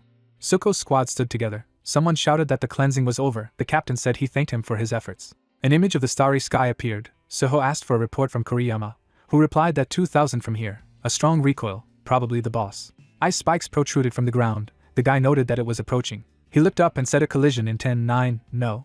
A huge boss with swords in his hands landed in front of him. The veins on his face are swollen. Mana narrowed her eyes and wondered what kind of mana it was. The captain stood in the middle of the field and ordered a combat start. Koriyama tied the boss's hands with a thread. Mana flew by. The guy stretched out his arms in front of him. Fire shot out from the magic circle. The girl stared at the damaged blade and thought that even with such attacks, there was not a single damage. Calmandez bared her teeth. Minato jumped over the boss and swung his sword. Hinoko had a bandage on his face. He told him to forget about his fears and doubts, and looked straight at his opponent. Shinomiya stretched out her hand and stated that the strongest attack was reserved for the strongest enemy, and avoided successive blows. The guy looked at the boss and thought that he could use the most powerful attack now. The plume from his attack froze in the air, the verdict of the hot air. Calmandez covered her face with her hands for protection. The guy looked at her in shock. The bandages on her arm were smoking slightly. The guy thought that it did not work. He gritted his teeth under the pressure of the boss's attack. Shards of ice flew from the boss. The guy fell into the snow. Koriyama asked if he was alive. He thought that if it weren't for the ice behind him. Mana narrowed her eyes and thought that was why the prophecy was the first class. She looked ahead and remembered the captain. He took his sword with his hand. He looked at the boss and said that everything was fine. Koriyama tied up Minato and asked him to duck, and whatever he did, he would only interfere with the captain. Calmandez swung her hand with her sword. She launched a magical attack on Suho. The guy looked at this and called out to the captain. The boss opened her eyes in shock. He replied that he understood. He stood in front of the cracked blade of Calmandez and announced that of course she was strong. Suko looked up. Koriyama said that they often say. Mana noted that Suho, the captain, always acting on his own. The guy thought that this was not the best image for a vice captain. In front of the captain stood the boss. He blocked the attack with his sword. A swing of his blade instantly sliced through Calmanda's arms and weapons. Hinako looked at him and said that even for a transcendent, it was interesting and that he would watch him fight, and asked Minato, who thought that he had no effect. The boss moved her severed limbs. Suho said that he wanted everyone present to participate in the boss fight. He looked at him resolutely and added that they should make him lose. Two soldiers put out their hands. The captain swung his sword to attack the boss. Skill, God Emperor Red Dragon. In the abyss of fire there was a barrier with a detachment. Suko carefully watched the movement of the boss. A flash of red color. The fire from the guy's attack covered the entire battlefield. The fire spread rapidly around the area. The guy opened his mouth in surprise. Part of Calmandez's torso was burned. A drop of sweat slid down the guy's cheek. He noted that the flaming sword, but Calmandez covered her face with her hands for protection. The fire from the guy's attack covered the entire battlefield. The guy added that he was much stronger than him, and that without the barrier, they would have turned into ashes. The captain stood in the middle of the field and said that he was sorry. Minato noted that it was Suho's ability. He held a sword on his shoulder and added that it was his job to protect all the cats in the world. The guy thought that the captain was really obsessed with him. The blue-nosed guy cut through the battlefield with his magical attack. The guy noted that even Hinoko's swordsmanship was different. With every breath of a blow, he was not even close. A drop of sweat slid down Minato's cheek. Dryly holding his sword in his right hand, Minato thinking that he wanted to learn more from him. Part of the body of the boss Calmandez flew off the battlefield. Koriyama happily raised his hands in the air as a sign of victory over the boss. Blood gushed from Captain Suko's hand. He stared at his hand. The captain turned back. Behind him under the barrier stood his entire detachment. A hole appeared in Koriyama's body. Minato looked around in shock at all the members of the squad. He widened his eyes in surprise and asked what had happened. The protagonist ran up to his squad mate. He narrowed his eyes and said that he was a fool. Koriyama pushed Minato aside with his right hand. The guy looked at him in shock. Blood gushed out of the body of the yellow-haired guy. The captain turned to the rest of the squad under the barrier. The guy thought that this attack, his defense, should have worked. Koriyama reached out to the captain and asked him to forgive him. The defeated guy collapsed to the ground and thought that nevertheless the enemy got him here, and if he noticed it. Koriyama smiled slightly at Captain Suho. He gritted his teeth in deep resentment. Next to Mana, the captain began to fall, looked at the ground and told everyone to go around and retreat. Minato was on his knees in shock, Suho adding that this is his ability. 2 bloody corpses lay in the snow. Mana looked at the squad member holding on to his shoulder. Blood gushed from his hand. He noted that it was the hand of the head. The captain dropped dryly to one knee. Blood gushed out of his hand. He thought that this was an attack that could not be prevented even with barriers. Perhaps it was his tendency to destroy anything he touched. He narrowed his eyes. The captain abruptly flew off the battlefield. Mana looked at him and called out to him. The recovered boss Kalmandez stood up to her full height. Mana took the sword in her hands and thought, if the leader needed to recover, then they would be able to cope on their own, and ordered Minato to move. She turned to the main character. He was desperately on his knees. He looked somewhere in the distance, and whispered the name of his comrade in a low voice. He stared glassy eyes at the corpses and asked if she could resuscitate them. The girl lowered her eyes and asked him for forgiveness. She opened her eyes slightly and added that it was all because of her ability. Bloody body parts lay on the snow. The girl added that she had destroyed the bodies so much that they could not be restored. The guy was standing in the middle of the field and said that this is how it is. The 3 creators silently watched their fight. The guy slowly pronounced their names. Hinoko had a bandage hanging over his face. Minato, lying on his back, continued to hold his sword. Hinoko held out his sword in front of him. Minato repeated his pose, thinking that Hinoko had helped him in the battle with Banto. The guy looked somewhere in the distance, and said that next time he would do everything himself. The protagonist looked glassy eyes at the corpses of his comrades, and asked him for forgiveness. Hinoko furrowed his brows and reported that he understood. The guy continued to kneel in the snow. His hair is dyed blue. The captain flew dryly through the frozen valley and thought that the enemy, whom even Koriyama could not detect, was unthinkable. The radar operated within a radius of 3 kilometers. It was outside the range of this range. He needed to look for him outside. The captain turned to the rest of the squad under the barrier, and I noted that I had pierced his arm and Koriyama with a single blow. In other words, the enemy was attacking. The captain's eyes widened in surprise. Suho usually encourages the other participants to take the initiative. A sword hung on his back, but now he suppresses them. Ice spikes protruded from the ground. Suko was rapidly moving towards the point of attack. In the middle of the ice spikes, an unidentified figure stood, having traveled 3 kilometers to find a hidden enemy. A guy with a tail on his head was standing in the snow. Koriyama held his wands in his hand. Hizano looked at the game board. Kawas was stroking the cat. Miromi put out his hand for arm wrestling. Captain Suho's eyes widened and thought that their deaths would not be in vain. The captain waved the ball. A red flash. A black sphere appeared in the air. In the crater was number 12. He asked that he had found it, as expected from the strongest Captain Suho. Kapian looked down and thought that he would use the incision with flames. The blonde guy looked up at the captain and said that if he had his left arm now, he would be dead. Darkness. Dryly holding the sword in his right hand, 12th added that he had no other choice. Black spheres appeared in front of him, and he declared that he should die.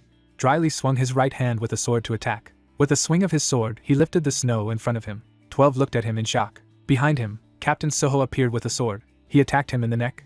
He looked dryly at his broken sword. The light-haired guy turned to him and announced that well, just cut off his head. Dryly fell to his knees. 12th added that he was one step closer to defeat. He gritted his teeth dryly in anger. 12 dodged his attack. He kicked him in the body and asked him that it was a waste of time, wasn't it? Blood gushed out of Suko's mouth and said that this is how it is. The blonde guy looked at Suho's sword flying at him in shock. The ice broke from the captain's attack. Captain Suko turned to look at the rest of the party in the barrier. Minato looked at the captain in shock. In the crater from Suko's attack stood the 12th. Black spheres appeared in front of him. He wondered why he had hit him now without erasing it. He was aiming from here and was able to stop the attack. The ability to instantly erase the target is too simple, and inquired that the number of shots is limited. Yes. 12 jumped out of the snow, Suko announcing that he was also tired. He kept his hands in his pocket and said something like that, but not like him. A hole appeared in the captain's body dryly. 12 said that his inferiority would not be restored. And the captain was bleeding. He asked him again about his inferiority. Behind the captain stood his squad. He held a sword in his hands and said that there were 3 rules in the Suho clan. He crouched down abruptly to attack. 12 looked at him in shock and thought that he had jumped his wound. The captain's hand burned dryly. He explained that the 3rd rule is that obstacles recede into the background. He raised his sword in front of him. God Emperor Red Dragon. A black sphere appeared in the air, and 12 asked that he wanted to burn them. He put his hands out and added that he should try darkness. Suko's entire squad was assembled. Blood was flowing from the captain's mouth. He told him not to underestimate Suho's squad. Makoto holding a sword with his mouth open. God Emperor Red Dragon. A flash of red color. In front of the 12th, black spheres are soaring. Darkness. The hero's face looks at the ground. He asks Hinoki for one last wish, and says that he relies on all of them. One-eyed frowning, responded with understanding. Minato is on his knees. His black hair is dyed white. Mana holds her sword tensely. Someone screams loudly, she curses. The 4-armed woman opens her mouth in a rage. The blue-haired girl says to herself that she still has strength, but she cannot cope alone. Mana, looking back, loudly calls out to the protagonist. She notes to herself that the guy does not move. With 2 dead bodies lying on the ground, Yellow Eyes speculates that he has lost all of his fighting spirit due to the death of the others, after which she notes that this is not surprising, as he wasn't even a hunter recently. The girl opens her eyes in surprise. Minato gets up from his knees. He stands looking into the distance.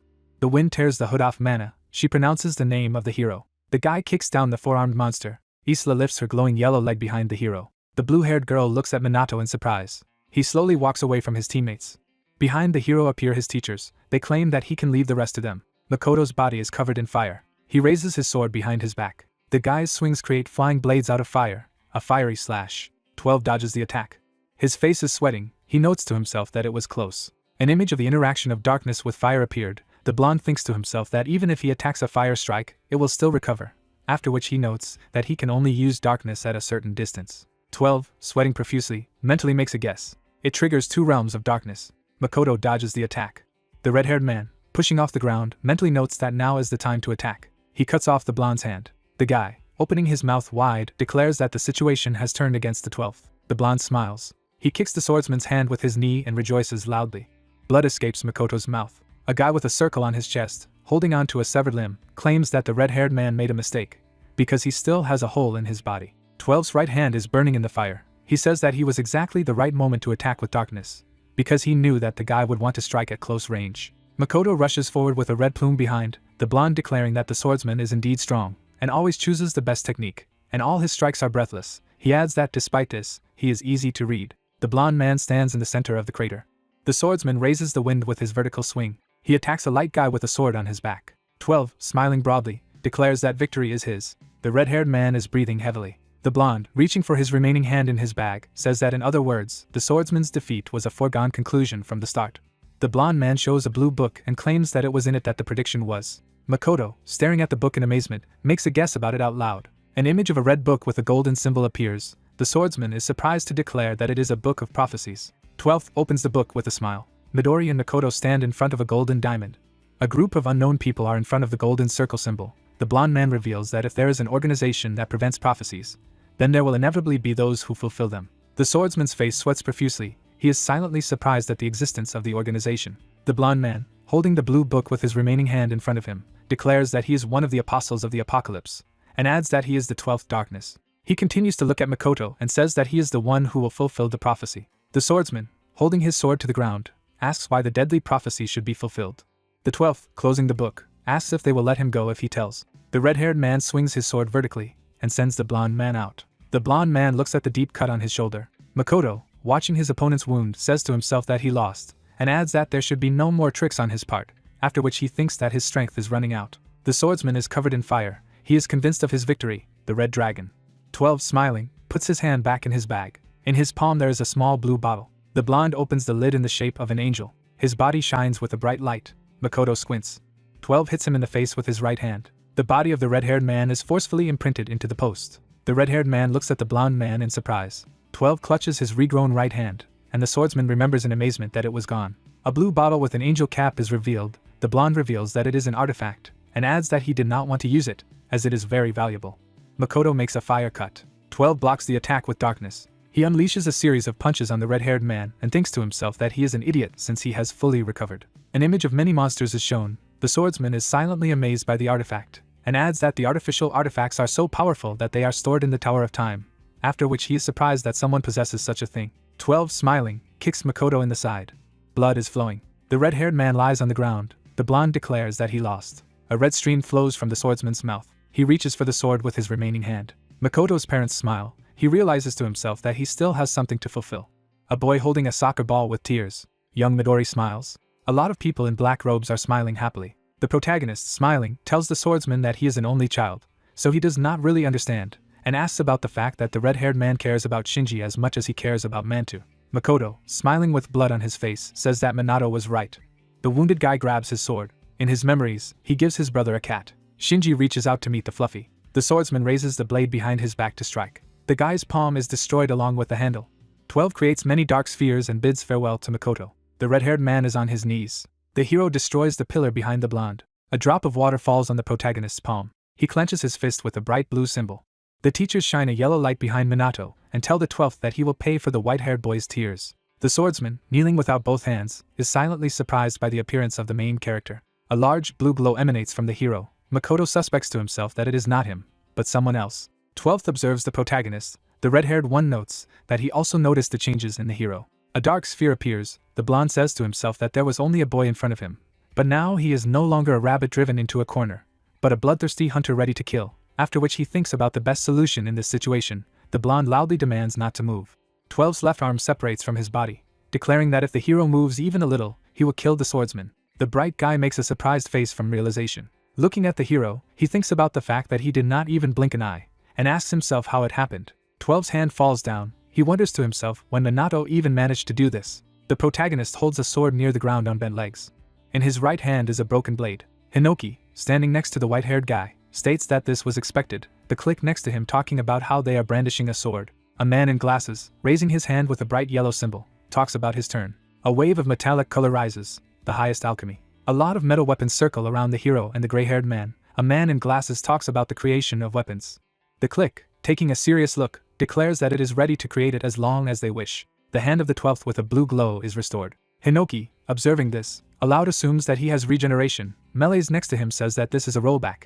Then aloud suggests that modern transcendents have skills of this level. An image of a white bottle with a cap in the shape of an angel is shown. The red-haired girl believes that perhaps this is an artifact that allows you to recover a certain number of times. A metal arrow pierces the 12th's forehead. The hero, holding a bow behind him and Margit, declares that he will look again. A blonde man with a healed head twists his face. A dark-skinned man with glasses, crossing his arms, asks what the plan is, to which the red-haired girl suggests continuing to kill the blonde, and adds that someday he will definitely die. 12, summoning many black orbs, cries out for darkness. The hero releases the string of a metal bow with 3 blue arrows. The blonde makes a frightened face from the projectile in front of his face. He throws his head back due to metal objects hitting his eye and chest. The protagonist holds his bow. Margit, aiming at the 12th, declares that it will not help him. The blonde, making a frightened face, curses. He launches spheres of darkness at the hero. The young man, together with a dark-skinned man in glasses, dodges the attack. Minato grabs the light guy's right hand. The white-haired man kicks his chin. The hero continues to hold the 12th. The main character strikes the opponent in the face. The dark man, creating arrows, says that they will certainly hit the body, and that on the one hand, shooting is a good skill. The blonde man stands behind the many spheres. The man in glasses notes that the projectiles will not be able to hit through the darkness. The warrior with the long pigtail, frowning his gaze, notes that even so, they can bypass the blonde's attack. The hero grabs the 12th. The protagonist tosses it into the air. Isla looks at the sky with a palm over her eyes. A dark-skinned man asks how many times the blonde has already died. The girl asks in response if he wants to count. Minato approaches an injured Makoto. The swordsman looks at the hero and clarifies if it is really him. The red-haired man is kneeling in front of the white-haired guy. A blonde girl with glasses stands behind the protagonist with her hand raised, and refuses. Makoto's body is covered in a golden glow, sustaining life. Minato, passing by the red-haired man, states that they are the creators and are now inside the guy's body, after which the spirit is introduced. The hero, disappearing in front of the wounded warrior, claims that he will soon return. The swordsman, looking ahead, talks about the creators. 12 crouches near the ice wall, and thinks about the hero's words that his darkness is easy to avoid, then adds that it is impossible, and also adds to himself that it is impossible. He, frowning heavily, says aloud that he needs to come up with something. The spear pierces the blonde's heart. The protagonist impales the body of the blonde with a metal lance. 12, coughing up blood from a wound in his chest, he realizes to himself that there is no more time to think.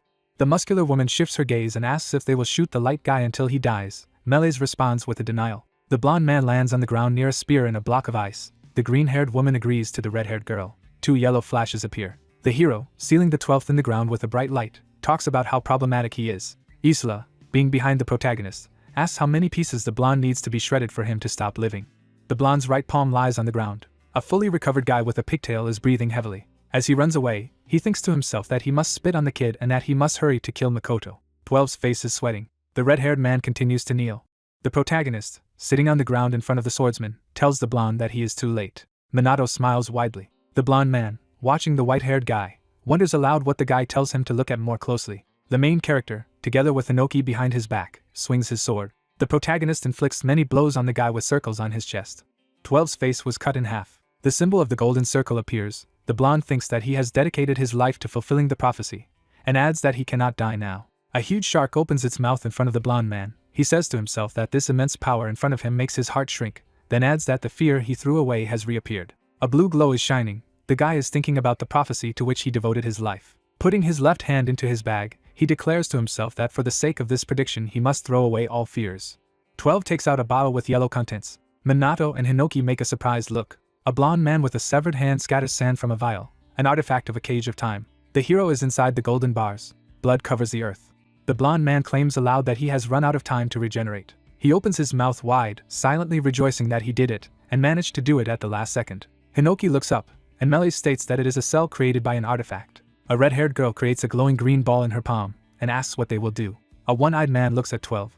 The blonde's severed hand lies on the ground next to the bottle. The fencing master claims aloud that it has stopped recovering. The blonde man, holding on to his wound, says that even his darkness cannot break through this cage, after which he declares to the hero that since he is now caught, he will not be able to kill him. The blonde, with his mouth wide open, says that there is no way out of there, and adds that they have a draw. Hinoki, looking at 12, reminds him of something. Makoto stands behind the blonde man, the one-eyed man explaining that he means the swordsman. The guy in the blue shirt turns around. The red-haired man frowns at him. The boy looks at the broken weapon and realizes that he cannot defeat Makoto with his sword alone. The child turned around and suggested that he could be a genius like him, and whether he should find a teacher, and he also thought, following the advice of the greatest transcendent, he decided to look for a teacher and become a disciple of those whom he considered the best. The man turned around and said that he was much stronger than him. The old man leaned over and said that he had nothing to teach him. The figure stands and advises him to look for another partner. The man turned his head, and he remembered that he felt helpless again, because every time he found a new teacher, they were weaker than him. The guy put his hand on the girl's shoulder and said that from that day on, he would study with her, because she was the best swordsman among his students, as well as his sister. Hinoki tilted her head. The swords are stuck in the ground, and the narrator explained that he studied with the last mentor for 3 years. The red-haired man approached the mentor and asked a question about the technique. The symbol is depicted on the page. The girl raised her head and replied that he did not own it herself. The man holds a sword, and the mentor reveals that only the creator, Hinoki, was able to master it.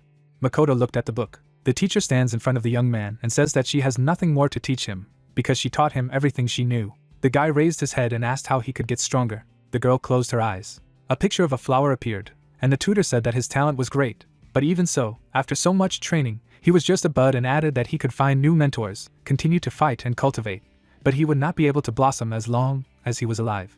The guy looks ahead. Makoto raised his head and remembered the words that one day, he would meet a swordsman who would be stronger than him. The red-haired man looks at the swordsman. The young man holds a blade, and Makoto remembered his mentor's words that such an opportunity comes only once in a lifetime and should not be missed. The guy lowered his hands and thanked the teacher, because he understood.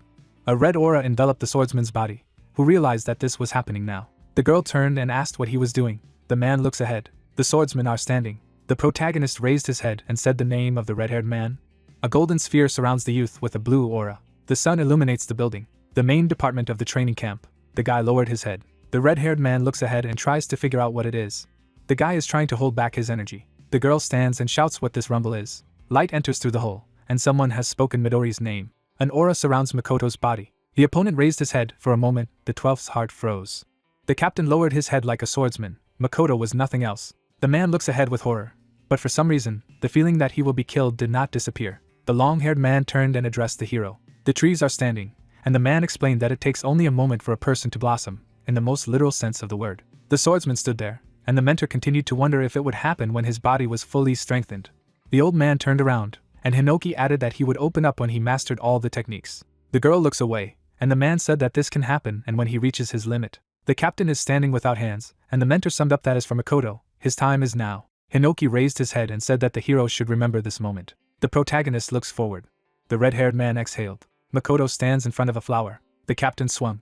The young man raised his head. The antagonist's eyes widened. Makoto raised his hands for a punch. The flower blossomed. The man was cut in two, the Hinoki technique, a complete loss, a cut. Makoto swung and realized that he had to put up a barrier from the topic, and he had neither hands nor a sword. Blood gushed out of the enemy's wound, and Capo realized that it would kill it right like that. The two halves of the body fall to the sides. One eye tilted his head and said that it was excellent. The captain looks ahead. Makoto began to fall. The red-haired man looks forward and realizes that he has sensed this, felt like he is no longer connected to the sword. An image of a swordsman appeared, who realized that although he was standing under a sky covered with clouds, it was now pure and bright for him. Makoto looks up and tries to figure out if he could ever reach such a level as a swordsman. The man closed his eyes. The guy is standing with his parents. Midori turned. The team is standing, and Makoto realizes that he is constantly running from family, friends, teammates and subordinates. He has simply distanced himself from them, trying to become better. The man raised his head and realized that he was now here. A young man is standing with a cat. The captain turned and apologized to his brother, because now he was completely satisfied. Someone is coming. The red-haired man looks away. The protagonist approached the captain. The guy held out his hand. The swordsman looks ahead in shock. The man smiled. As the hands move closer together, Makoto realizes that even though he is dead, this is not the end. People shook hands, and the captain said that he relied on the hero. The young man falls. The protagonist runs to the captain and realizes that for a moment, his soul was connected to Captain Makoto through the heavenly crest. The guy stretches his hand forward and shouts the captain's name. The hero fell to the ground. Someone looks away. Dead bodies lie on the ground. Midori flies and shouts the name of his comrade. The blonde man picked up his friend's body. Sweat runs down his face. The man smiles. Midori sits next to a dead friend, Makoto, 23 years old, who died in a battle with a transcendent named 12. Minato lies on the ground. The brothers sit together. A dead Makoto smiles. Midori sits next to his friend and tries to figure out why. The guy lowered his head. The young man took a step and asked why Makoto decided to become a captain. The man wipes away the sweat and asks what he means. The friend threw the bottle and explained that he was almost as strong as him, and if he trained harder, no one would be his equal. Makoto caught the bottle, and Midori tried to figure out if it was better to fight alone. The light reflects off the floor, and the red-haired man said that it looked like him, to which the comrade sarcastically asked what he thought he couldn't work in a team. The guy looks ahead. A star burns in the sky, and the captain said that although he is far away for all of them, he continues to illuminate them like the brightest star and they need people like him. The man put on his shirt and tried to say something. An image appeared on the screen, and a voice spoke to the captain. The guys are standing and the young man said that Kuzushiro passed the second-level swordsman exam, just as the captain said. The guy raised his head and explained that now he could be useful, but still wanted to tell about it himself. The man turned around, and a team member said that they were going to eat.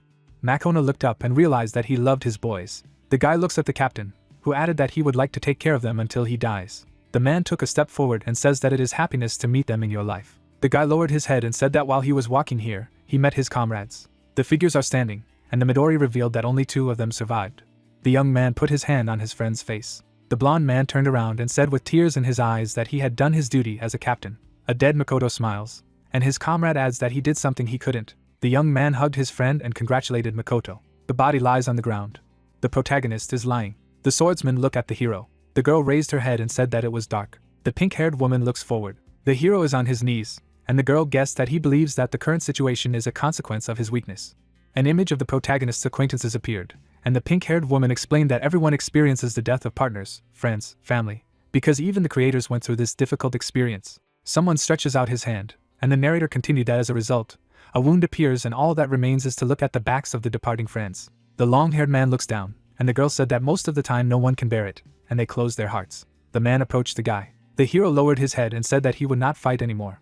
People look forward in shock. The protagonist put his hand to his chest and said that his heart hurts as if it was about to burst. A picture of the battle appeared, and Minata said that if he had only relied on them from the beginning, then no one would have died. The hero sits and says that he just has to train his body so that everyone can use it as a vessel. The swordsman took a step forward, and the guy said that he understood with his head.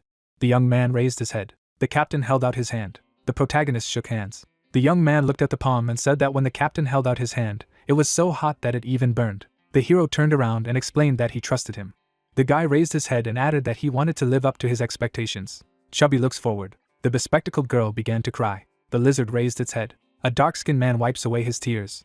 The man closed his eyes. The long-haired man smiled. Margit raised his head. The old man looks ahead. Someone adjusted his glasses.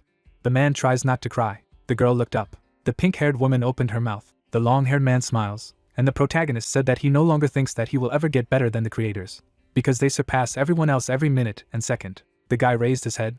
A flash lit up the sky. The light illuminated the main character. The young man clenched his fist. Minato looked ahead and stated that he would not lose again. The helicopter is flying.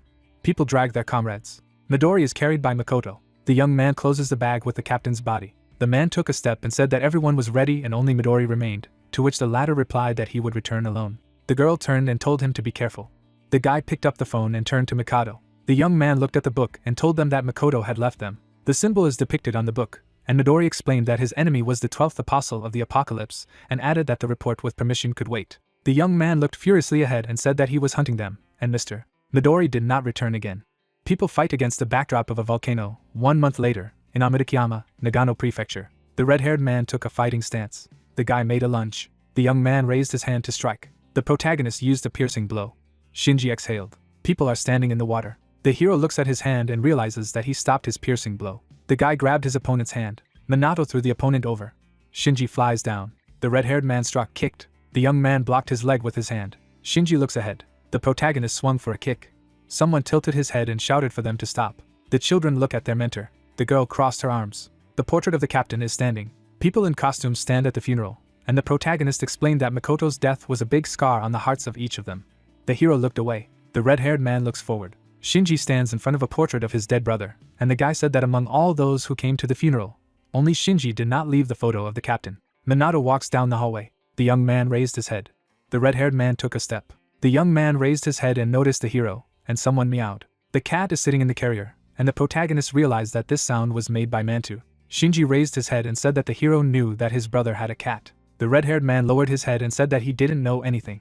The young man is standing in the room and began his story by saying that after cleaning the room, he understood something. The cat is lying on the wardrobe, and the young man said that he loved him like no one else. The books are on the shelf, and Shinji explained that his brother read them. The clothes are hanging, and the young man said that he wore them. The food is in the refrigerator. The notes hang on the refrigerator, and Shinji admits that he hasn't started sorting out his item yet. The hero looks ahead. The young man holds the books, and Minato realizes that they are diaries, to which his brother states that he is allowed to take them. An image of the text appeared, and the protagonist revealed that his brother had left a suicide note in case he died. The guy looks at the book, and the young man added that he wrote about his daily workouts and responsibilities. Red-haired looks at the text in shock, where it was written that on January 12th, it gets colder in the morning and evening, and he wonders if Shinji is cold. The hand turned the page to March 7th. The brother is standing near the diary, where Makoto wrote that Shinji passed the hunter exam, because he wants to become like him. On April 17th, he is worried that Shinji joined the opposing squad. On July 19th, today Kashiai brought a delicious watermelon. It's a pity that Shinji didn't try it. Red hair looks forward, and Makoto described October 1st when Shinji went on a reconnaissance mission to learn about the prophecy. Tears fell on a piece of paper that said he hoped his brother would be safe. The man writes in his diary. The young man lies on the floor and realizes that he has never forgotten about him. A guy cries with the diary. The protagonist raised his head. The man turned around and said that he cherished his brother. The captain looks down and says that if only he could communicate with Shinji as well. The guy cries and the hero says that Makoto always talked about him and Mantu. The young man raised his head and said that he wanted to become stronger. The stars illuminate the night sky, and the red-haired man explained that he needed strength so that his brother could not worry about him. The girl turned and asked why they were there. The girl stood in shock when she heard that Makoto had died. The mentor made a calm face and said that she understood. The guys stand and ask if she can train them. Hinoki stands on the shore and notices that they have both become better and adds that a month ago Minato was much better than him, but Shinji has grown up a lot, to which the young man thanked his mentor, and the protagonist wanted to hear about himself, to which the girl did not know what to say to him. The girl kicked the sticks. The guys caught a wooden weapon. The mentor leaned over and said that she was now their target. Hinoki smiled and whispered for them to attack. An aura enveloped the bodies of his comrades. The protagonist swung at the girl and thought that he wanted to become stronger. Energy circles around the hero who wants to become stronger than anyone. An unknown person is walking down the street. England, London. The man went around the corner. The stranger stopped. The villain smiled and said that he was one of the 12 apostles of the apocalypse, namely the fourth. The man turned and asked why he had come to see him. Midori lowered his head. The guy looks down and tells him to tell him where the rest of the apostles are, and if he says anything different, he will die. A red aura enveloped the body of the villain, who said that there was no need to rush and it was better to have fun. The guy silently looks ahead. The lamp illuminates the alley. Blood rushed to the ground. Midori came around the corner. The young man took a step and repeated what he had told him he would kill. The blonde handed over the book. Midori walks gloomily forward, and the man said it was the seventh, hand holding books. The young man raised his head and said that they were going for the next one. Someone is holding a bull, the headquarters of the resistance. The sun illuminates the building, the top secret meeting place, Iganin. Books are lying around. The chief inspector of the prophecy suppression department, Io, tilted her head and assumed that it was from Midori. Assistant Inspector Tengen bowed his head and confirmed the old woman's assumption and added that the Book of Prophecies was in the possession of the 12 apostles of the apocalypse. Inspector Shiki's assistant looked ahead and added that it had originally been a single volume, but had since been divided into several books. The old lady looked at the book and said that he was eliminating enemies and collecting books of prophecy. But there was a problem. The inspector closed the book. Midori walks on, and Aya reveals that the problem is that he acts at will to survive Makoto's death. The girl raised her head and asked what she would be ordered to do. The old lady smiled and told them to leave him, because he wouldn't listen to them anyway. The fish are swimming, and one of the assistants said he wanted to talk to her about the incident with Makoto. The portrait of the captain is standing, and the voice said that they must find a replacement for the captain's squad. An image of the squads appeared, where Makoto's squad was crossed out. The subordinates raised their heads and turned to the director. The man and girl leaned over and said that they wanted to suggest that she create a new squad. The old woman silently looks ahead. Soldiers stand, Tokyo Business Center, second-rank Prophecy Rebels, Boss Anti-God Akatsuki Squad. The young man blocked the attack and noticed that they were sturdy and offered to attack them with magic. The girl used a spell and claimed that she was attacking from here. Squad Captain Hibiki turned around and said that she was bored. Hibiki turned around and asked if she was coming. Akane took a step forward. The girl raised her hand and used supreme alchemy. Akane goes and asks everyone to leave. The substance began to surround the opponents. The mage used asphyxiating gas, and pink smoke began to envelop the soldiers. The girl used a water shell. The substance envelopes the heads of opponents. The concoction caught fire as a woman's voice cast an ignition spell. The girl raised her hand. Akane clenched her fist and wished the enemy's death, hardening. Metal balls appeared on the heads of soldiers. Magic spears pierced the bodies of people. The companions look on in shock at what is happening. The magician stands against the background of dead people. The girl snapped her fingers. Akane turned around and said that she was done. The captain claps. The woman took a step and stated that poison, suffocation, flames, petrification, these were 4 completely different attacks, and added that the magician was very smart. Hibiki touched the girl's face and said that temporary enrollment was just a waste of time and tried to figure out if she would join her after the training was over. The girl smiled and replied that she would definitely think about it. The man turned around and noticed that the captain was serious. Because Akane was sweet and strong and simply had to join Hibiki's squad. The woman smiled and said that if she was with him, it would be easier, and the man realized that this was what she wanted. The girl is holding her phone.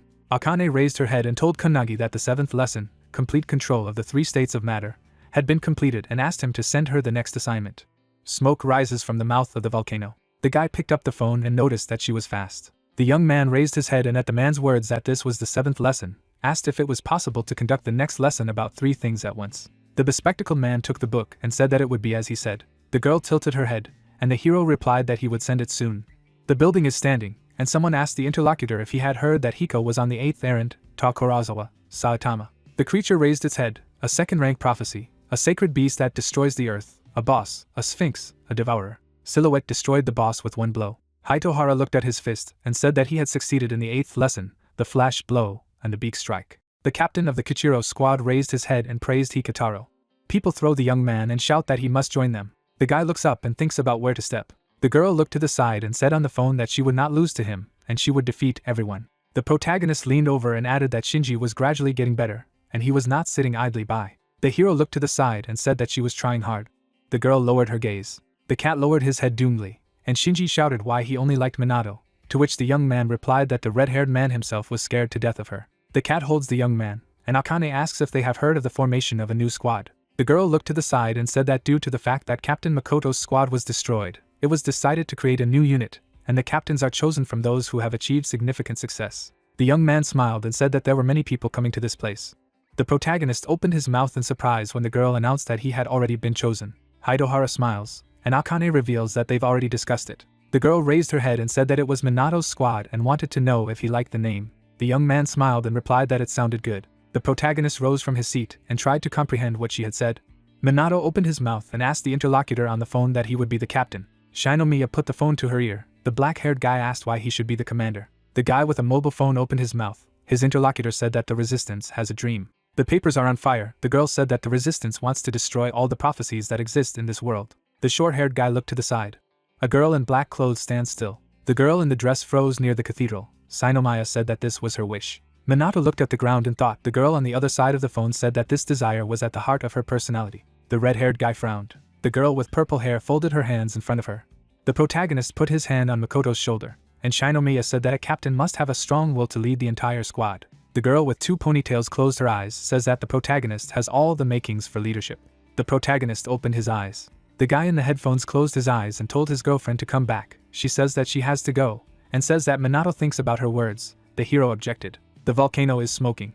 The main character, folding his legs on a stone, thought for a while. He crossed his arms and thought that he would be the captain of the squad. Ichika put her hand to her forehead and asked what the protagonist was doing. Shinji turned to her. The cat is sitting on a rock. A guy with a short haircut is talking about the captain of the new squad. The mentor lifted her leg and said that if the hero wanted to become a captain, then why not? Makoto's brother replied that he also thought so.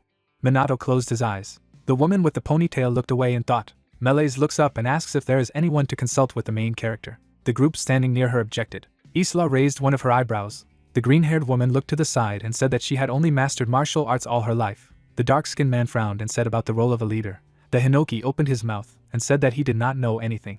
The hooded girl spread her hands and asked who the hopeless mentors were.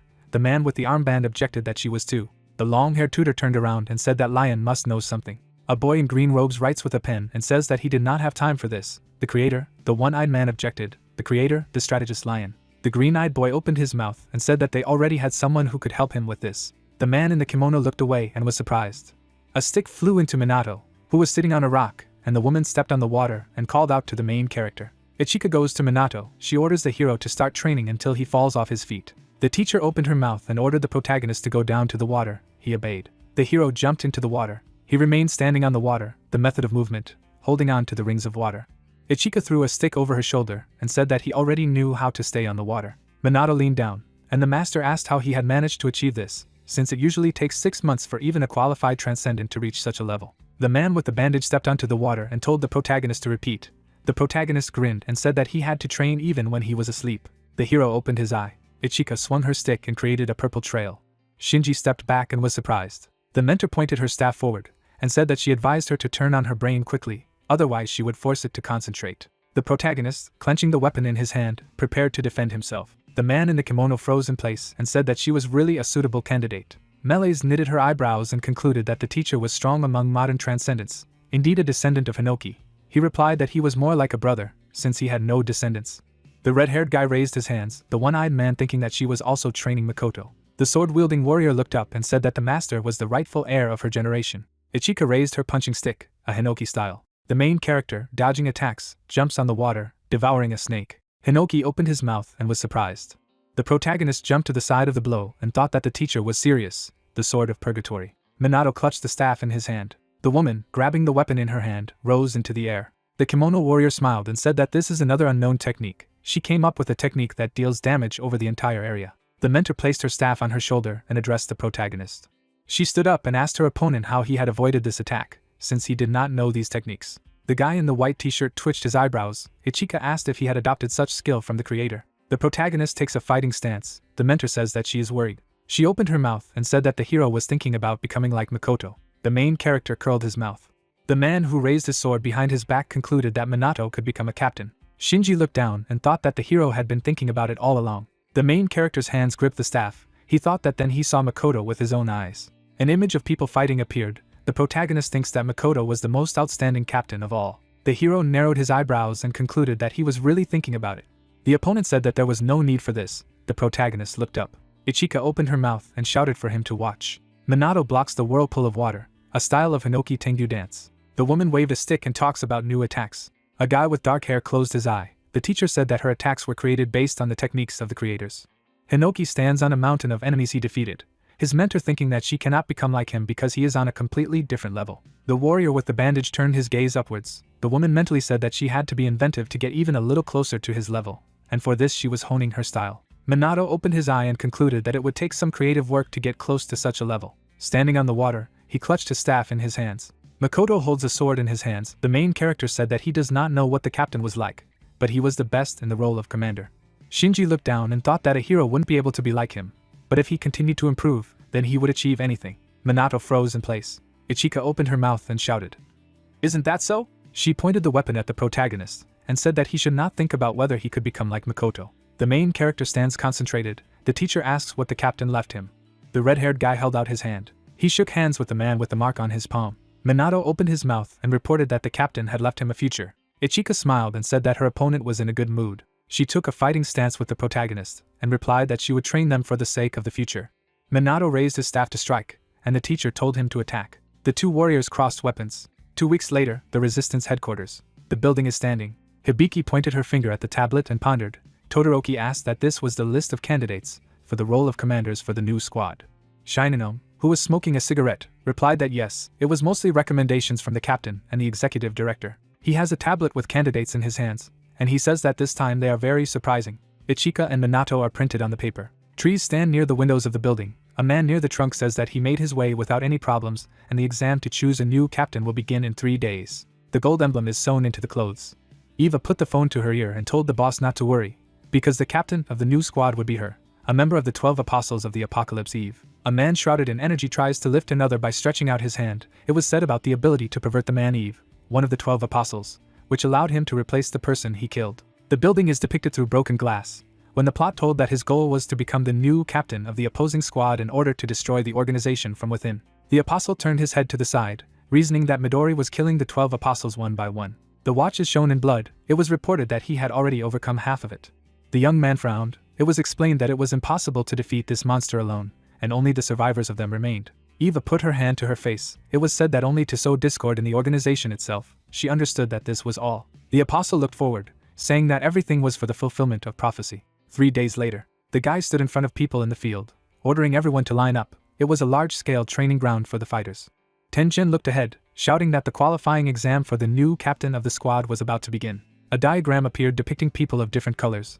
When he said that there would be a total of 4 tests, the first 3 would reduce the number of candidates to 4 people. Depending on the results of each exam, points would be awarded: 3 points for the first place, 2 points for the second, and 1 for the third. In this scheme, one person was shown a crown. It was said that the candidate with the highest number of points would become the captain of the new squad. Shiki was with the woman and announced that the inspector general himself was watching these tests from his office. Tenjin was tense as he shouted that each of them had to make an effort.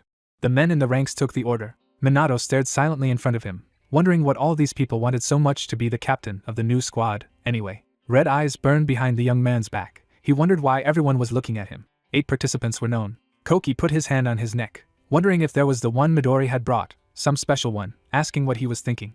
Saishiro closed his eyes, saying that he thought he would become a captain after only 2 months of service in the organization. Sanobe smiled as she asked about him being an intern after all, saying that it was amazing. Hisagi was angry, wondering what kind of trainee he was to be here among them in 2 months, and she told them to stop calling her Sochika. Sakazaki adjusted his glasses, thinking that he had successfully survived the first-class prophecy. Moreover, he had a recommendation from Hinoki Ichika herself, saying that he was not so simple. Shikami took a bite of the chocolate, saying that he had heard that he even taught his peers.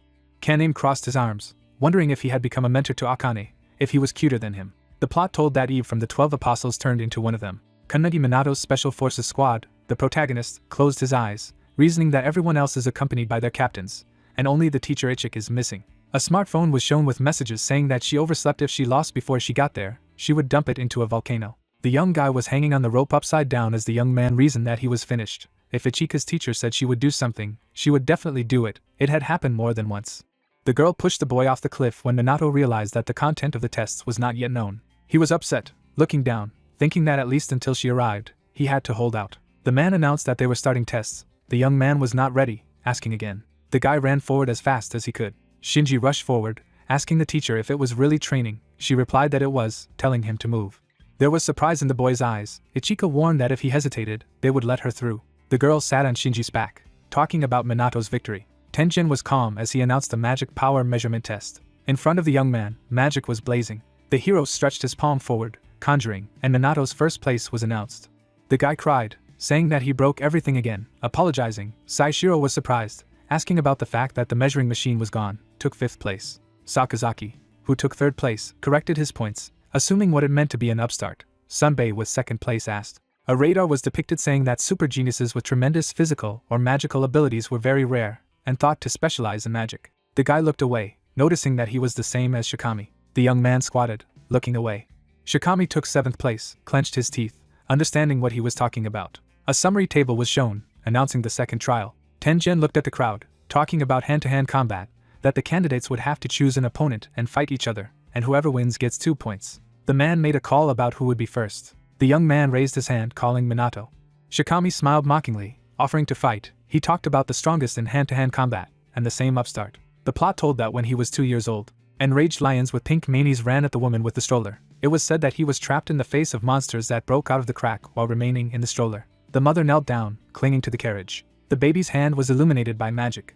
Blood splatters flew in different directions. The girl was terrified, covered in blood, looking straight ahead. Blood dripped from the wheelchair. The baby in the stroller was on a mountain of lion corpses. It was said that he staged a real massacre and protected his mother. The following anecdote about him was mentioned. Hibiki smiled at the guy as she said that Todoroki wasn't fair that he let him fight in these trials, and the guy clarified what was wrong with recommending the strongest member of the squad. Todoroki tensed his body as he posed about how En had almost no talent for magic, but his physical strength was priceless among all transcendents, and he had put all his energy into training his martial skills from the very first day he came to them. The guy continued to pose, shouting that no one could defeat him with his bare hands. Hibiki exhaled, saying that it was already hot here, let him stop posing. She touched her chin, thinking that there was no denying that Shikami's fighting skills were the best among all of them. The young man looked at the approaching youth, wondering whether to riddle him. Shikami bowed his head, saying that while he could talk, he would ask if he was really teaching Hiko. The guy looked ahead in surprise. The hero imagined dark-skinned people behind his back, talked about it, that he had simply passed on some advice from other people. The young man continued to meet halfway, claiming that he thought so. He was one of those who gave advice to a genius, and then boasted that he had raised him. An explosion was shown, and it was said that Hiko was a super genius like him. Only now, he got up, without the help of someone like him. Shikami was displeased when he heard that this was true. He asked again. Minato smiled as he agreed with him. The young man got angry, telling the strange bastard that enough was enough. He lowered his hand in anger. His eyes lit up white as the divine power was used, announced that it was time to start. Under Shikami's sneaker, the ground cracked as he ran to attack. He quickly ran to attack the enemy. The young man stretched his hand to the face of the main character. Minato dodged the first enemy attack.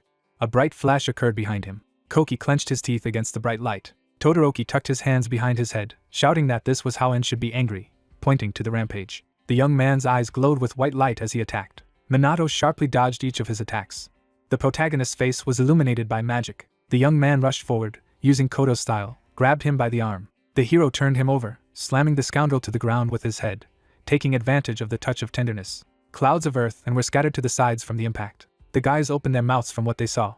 They watched the opponents fight in the air, when the guy talked about how although he deflected his blow, it was incredibly powerful. Minato opened his mouth when there were boulders of earth behind him, noticing that Shikami was really strong. The young man clenched his teeth in anger, calling his opponent a bastard. The outstretched hand of the main character flashed with magic. Shikami landed on one knee while Minato was in the air. Haruki sat on the ground, noting that he had recovered so quickly. Kenin watched in horror, asking that the impact was so strong that it made a hole in the ground, and he didn't have a single scratch. Sakazaki held a tablet in his hands, saying that everything was right. It was these outstanding physical abilities that made Shikami an upstart. A whirlwind of magic followed the angry attacker as it was discussed that the strength of his body was also different from that of an ordinary human. The villain stepped on the main character, suspended in the air. Minato watched silently, reasoning that deflecting the blows alone would not be enough to defeat Shikami, wondering what he might try to respond. The guy jumped, opened his eyes wide using a kick of light. The young man kicked his opponent directly in the body. The guy pushed off the ground, multiplying by. He stretched out his leg, activating a punch. The main character pierced the enemy with his foot, used the heel of the radioactive glow. A blue stream of energy threw the young man from side to side, piercing through the energy. Excited spectators watched with surprise. Minato watched as his opponent fell not far to the ground. Shikami was unconscious, steam coming from his mouth. The voice announced that he was in hand-to-hand combat.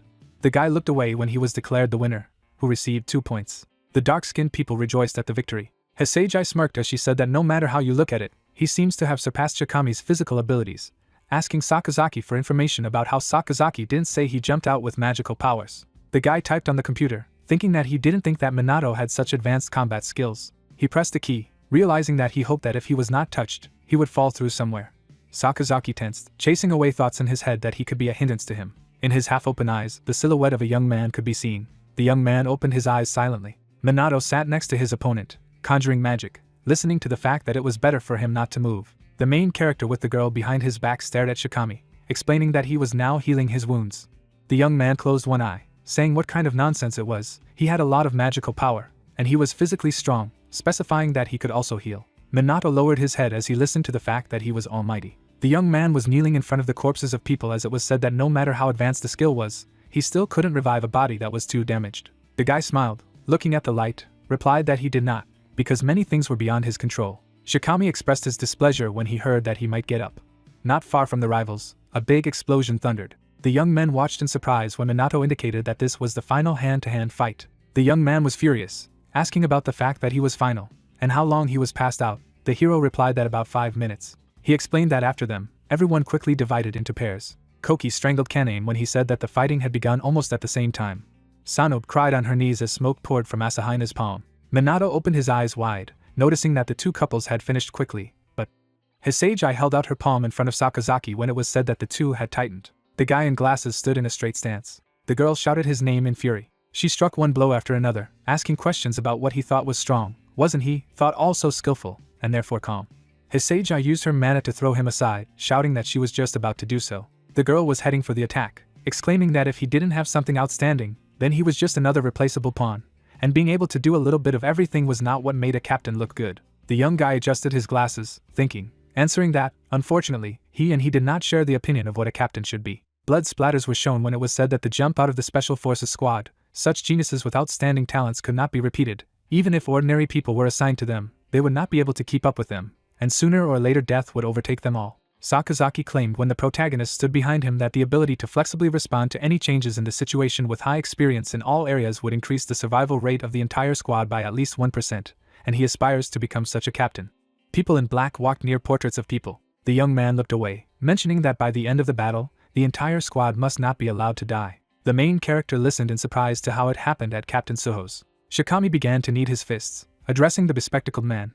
With the help of threats he announced that he was about to be pulverized. Minato stood with his back to him. He thanked the young man. Hisagi flew upwards using the martial art of a sharpened chain blade. The girl struck a powerful blow at Sakazaki. The guy with glasses silently stared at the approaching energy. There was a bright flash of light. Sakazaki flew to the side, falling to the grass. Hisagi continued to advance when she saw a palm in front of her. The guy adjusted his glasses, saying that he was giving up. The girl was furious, not understanding what was happening when they shouted that she was the winner. Sanobe held her arms, asking her to calm down, but she asked about the fact that Sakazaki had jumped back on purpose. The guy replied that he did not like savages. He took off his glasses, saying that he simply realized that it would take a long time, and decided to save his strength. They still had a lot ahead of them. Minato watched Sakazaki from the sidelines, who replied that he could defeat her if he wanted to. The guy with glasses looked away, thinking that he didn't want the main character to see what he was capable of. The young man stared silently ahead. It was said that the second test of hand-to-hand combat was completed. A table was shown, and Tenjin noted that everyone had done a good job, and the next test would be after a 30-minute break. The 4 candidates with the lowest score would be eliminated, so let them be ready. Minato looked above in surprise, thinking about the lunch break and that the teacher and Shinji were running late. The boy was out of breath, his mouth open, when the main character wondered if they were lost. He bowed his head, saying that they had come. Ichika noted that he was great. The boy looked away, asking why. Shinji followed the girl, wondering if they were not at the exam range, but in the courtyard of the headquarters of the opposing fighters. The teacher walked forward, noticing what had happened recently. There was a tree in front of her when she reported that someone had died here. The girl lowered her head, noting that there were remnants of an aura here, although they tried hard to hide it. Ichika stood by the trees, reasoning that this was someone with suggestive powers. Everything around her was darkened and green footprints were visible as she reasoned that she had been killed by an even more terrible monster. Shinji stared questioningly at her back, asking about the fact that the killer was on the HQ grounds, assuming that the location was top secret. It was said that somehow, the characters were shown looking at each other when it was explained about the people calling themselves the 12 Apostles. As expected from the strongest captain, Makoto Soho learned about the existence of the opposing fighters, so this place could also be known. The boy was surprised, saying that it could not be, and why should they do it at all? The teacher walked down the road, telling Shinji that it was time to go. He needed to get to the training ground. Minato speculated that the person killed was probably from a captain's training class, but he hadn't received any reports of anyone dying. They talked about the fact that it was getting interesting. The girl gritted her teeth. Shinji tensed. It was explained that for Makoto's death, Midori would slowly take revenge. The young man stared attentively, lowering his head. A large crater in the ground was depicted when talking about the lunch break at the test to select a new captain. Sanobe was putting a band-aid on the girl's face. The guys nearby were having a snack. A guy with glasses was sitting at a laptop. Minato, sitting with the young man, was surprised to see someone. In the distance were a teacher and a boy. The hero exclaimed to Ichika. The girl put her hands on her belt, smiling, and said that she had calmed him down. She would not have to throw the student into the crater. Koki looked away attentively, saying that she was. Asahin's nose turned red as he mentioned that she was one of the 5 members of the Special Forces, which Midori was also in. Sakazaki adjusted his glasses, exclaiming the girl's name. Hisagi clarified who they were explaining this to. Shinji was serious, telling the teacher that it was strange. She said that someone from the captain's class had been killed. Young characters were shown, and it was said that all 7 captains were here. The teacher, smiling, thought. She shouted the name of the main character from afar. The girl reported that there was a conversation, asking to come up. The heroes were standing by the crater. When the young man loudly asked what she wanted to say, that one of them had been replaced by one of the 12 apostles, the boy asked the dumbass not to scream. Ichika leaned on a block of earth, stating that it was quite likely, and at least from the residual footprints in the garden. The girl remembered the green footprints, saying that there was no doubt that someone from the captain's class had been killed. The lady lowered her gaze and said that despite this, they were all present today, if everything was thought over. His face was torn apart. It was assumed that someone had disguised himself. Minato's eyes widened, asking if it was bad. The boy was angry, replying that of course it was bad. Inside the organization preventing prophecies of the extinction of mankind, someone had killed the captain and taken his place. Electrical devices were shown when it was said that there was a possibility that their plan would lead to the fulfillment of the prophecy in the first place. The 2 guys listened attentively as she reasoned. Ichika smiled mischievously, declaring that it was too early to talk about it if they could all just be killed. Young people objected that it was impossible. Minato sat in front of the young men, summing up that in other words, during this exam for a new captain. The hero looked away, wondering that they also needed to find and destroy one of the 12 apostles hiding there. The girl smiled, answering that it was true, and speaking of one of the apostles, you need to understand that this is an ally of the murderer Makoto. Ichika smiled, saying that she would burn him. The heroes silently looked in their direction. Minato remembered kneeling in front of the corpses, exclaiming that he was. Shinji clenched his fist as he looked at him. The young man sat on the grass, reasoning aloud. The hero looked down, thinking about what he was thinking. The man was looking at the screen. Azul held up the phone, saying that if there was an opportunity, he would like to see the crime scene, but there was none during the exam. The guy chased away in his head that the lunch break was not over yet, and if he hurried. The young man smoked a pipe, saying that such behavior could arouse suspicion in the criminal. The girl is depicted behind the balls, when it was said that if we assume that the enemy is as strong as the one they met on the snowy mountain, then he could have enough strength to kill absolutely everyone here. A man was shown clenching his fist, and there was an understanding that they should stay here as a deterrent in case of an emergency. Minato lowered his head, reasoning that it was clear that the next test should be the last one for today, so they would come after him. The young man closed his eyes, speculating about the fact that a battle had taken place on the territory of the headquarters, as a result of which the captain died. There was a question that it was possible that none of the creators felt it. Ichika looked ahead, talking about what could be possible. After all, they had been holed up in the mountains for a month. A volcano was shown when the girl stated that this place is a sacred mountain where a force acts that disrupts the flow of energy. Hinoki Itorio is the land of enlightenment. Melees looked away, adding that the ability of the disguise was such that it could not be felt until it approached, proving that they were indeed facing an enemy of the 12 apostles level. Azul exhaled, wondering why they were explaining all this, asking not to take his screen time. Ichika asked him to be quiet and ordered to look for the culprit. Minato remembered the teacher's words, wondering if the whole clan was like that. The man, thinking, smoked a pipe. The main character lowered his head, banishing in his head that he could ask Miss Hinoki one question, said about the teacher. The guy looked ahead, asking if it could be that the enemy disguised himself not as a captain, but as one of the candidates. The guys silently looked into his eyes. The girl did not take her eyes off, reasoning that they were recommended as a new captain. Battles were shown in the trials, when she added that there was indeed such a possibility. Minato was getting to his feet when the teacher said that captains should not be excluded from the list of suspects, noting that this was true if the next test was again to test combat abilities. The young man smiled, saying that he would try to shake him up a little. A picturesque field was shown when it was announced that the break was over, and the third test began. The hero filled out a paper. It was a written exam. The candidates sat down for their jobs when Tenjin announced that this was a complete isolation. Conversations were strictly prohibited, smartphones were confiscated. Minato reasoned that this was a complete failure. There would be no shaking, and even worse, there were so many questions about the rules of the organization that he knew nothing about at all. The guy clutched his head, reading the questions on a piece of paper. He realized that although this was an exam for the rank of captain, so this was to be expected. He opened his eyes wide, realizing that it was not the time to give up and he had to think to the last. The cat was sleeping in the carrier when the announcement of the results appeared. The top 4 of the table were noted. The main character was upset, thinking about what didn't work out. It was said that he took the last place in the written test. The young man came up from behind, saying that the 4 worst at this stage were eliminated. Minato was surprised to see Shikami, who praised the hero. Sakazaki was adjusting his glasses when he found out that he had taken first place in the written exam. The guy closed his eyes, saying that it seemed that only the 2 of them managed to score 0 on the written exam. The young man replied that this bespectacled guy got the highest score. Annoying. Shikami lowered his head, saying that the young man managed to hold on to first place. So he is amazing, and he thought he could stay with 2 points for the fight and 1 for magic. But it turned out that he did. Minato listened attentively, looking away that Shikami would still come to support him in the final stage. Whoever became the captain still had to decide whether he wanted to serve under him or not. Behind the man's back was a sword and 6 people, when it was said that the minimum allowable number of people for the squad was 7. In other words, the captain needed to recruit 6 other fighters, and therefore he also needed to think about which of the candidates he would take into his squad if he became a captain. The young man slapped the hero on the shoulder, remembering something. He pointed his finger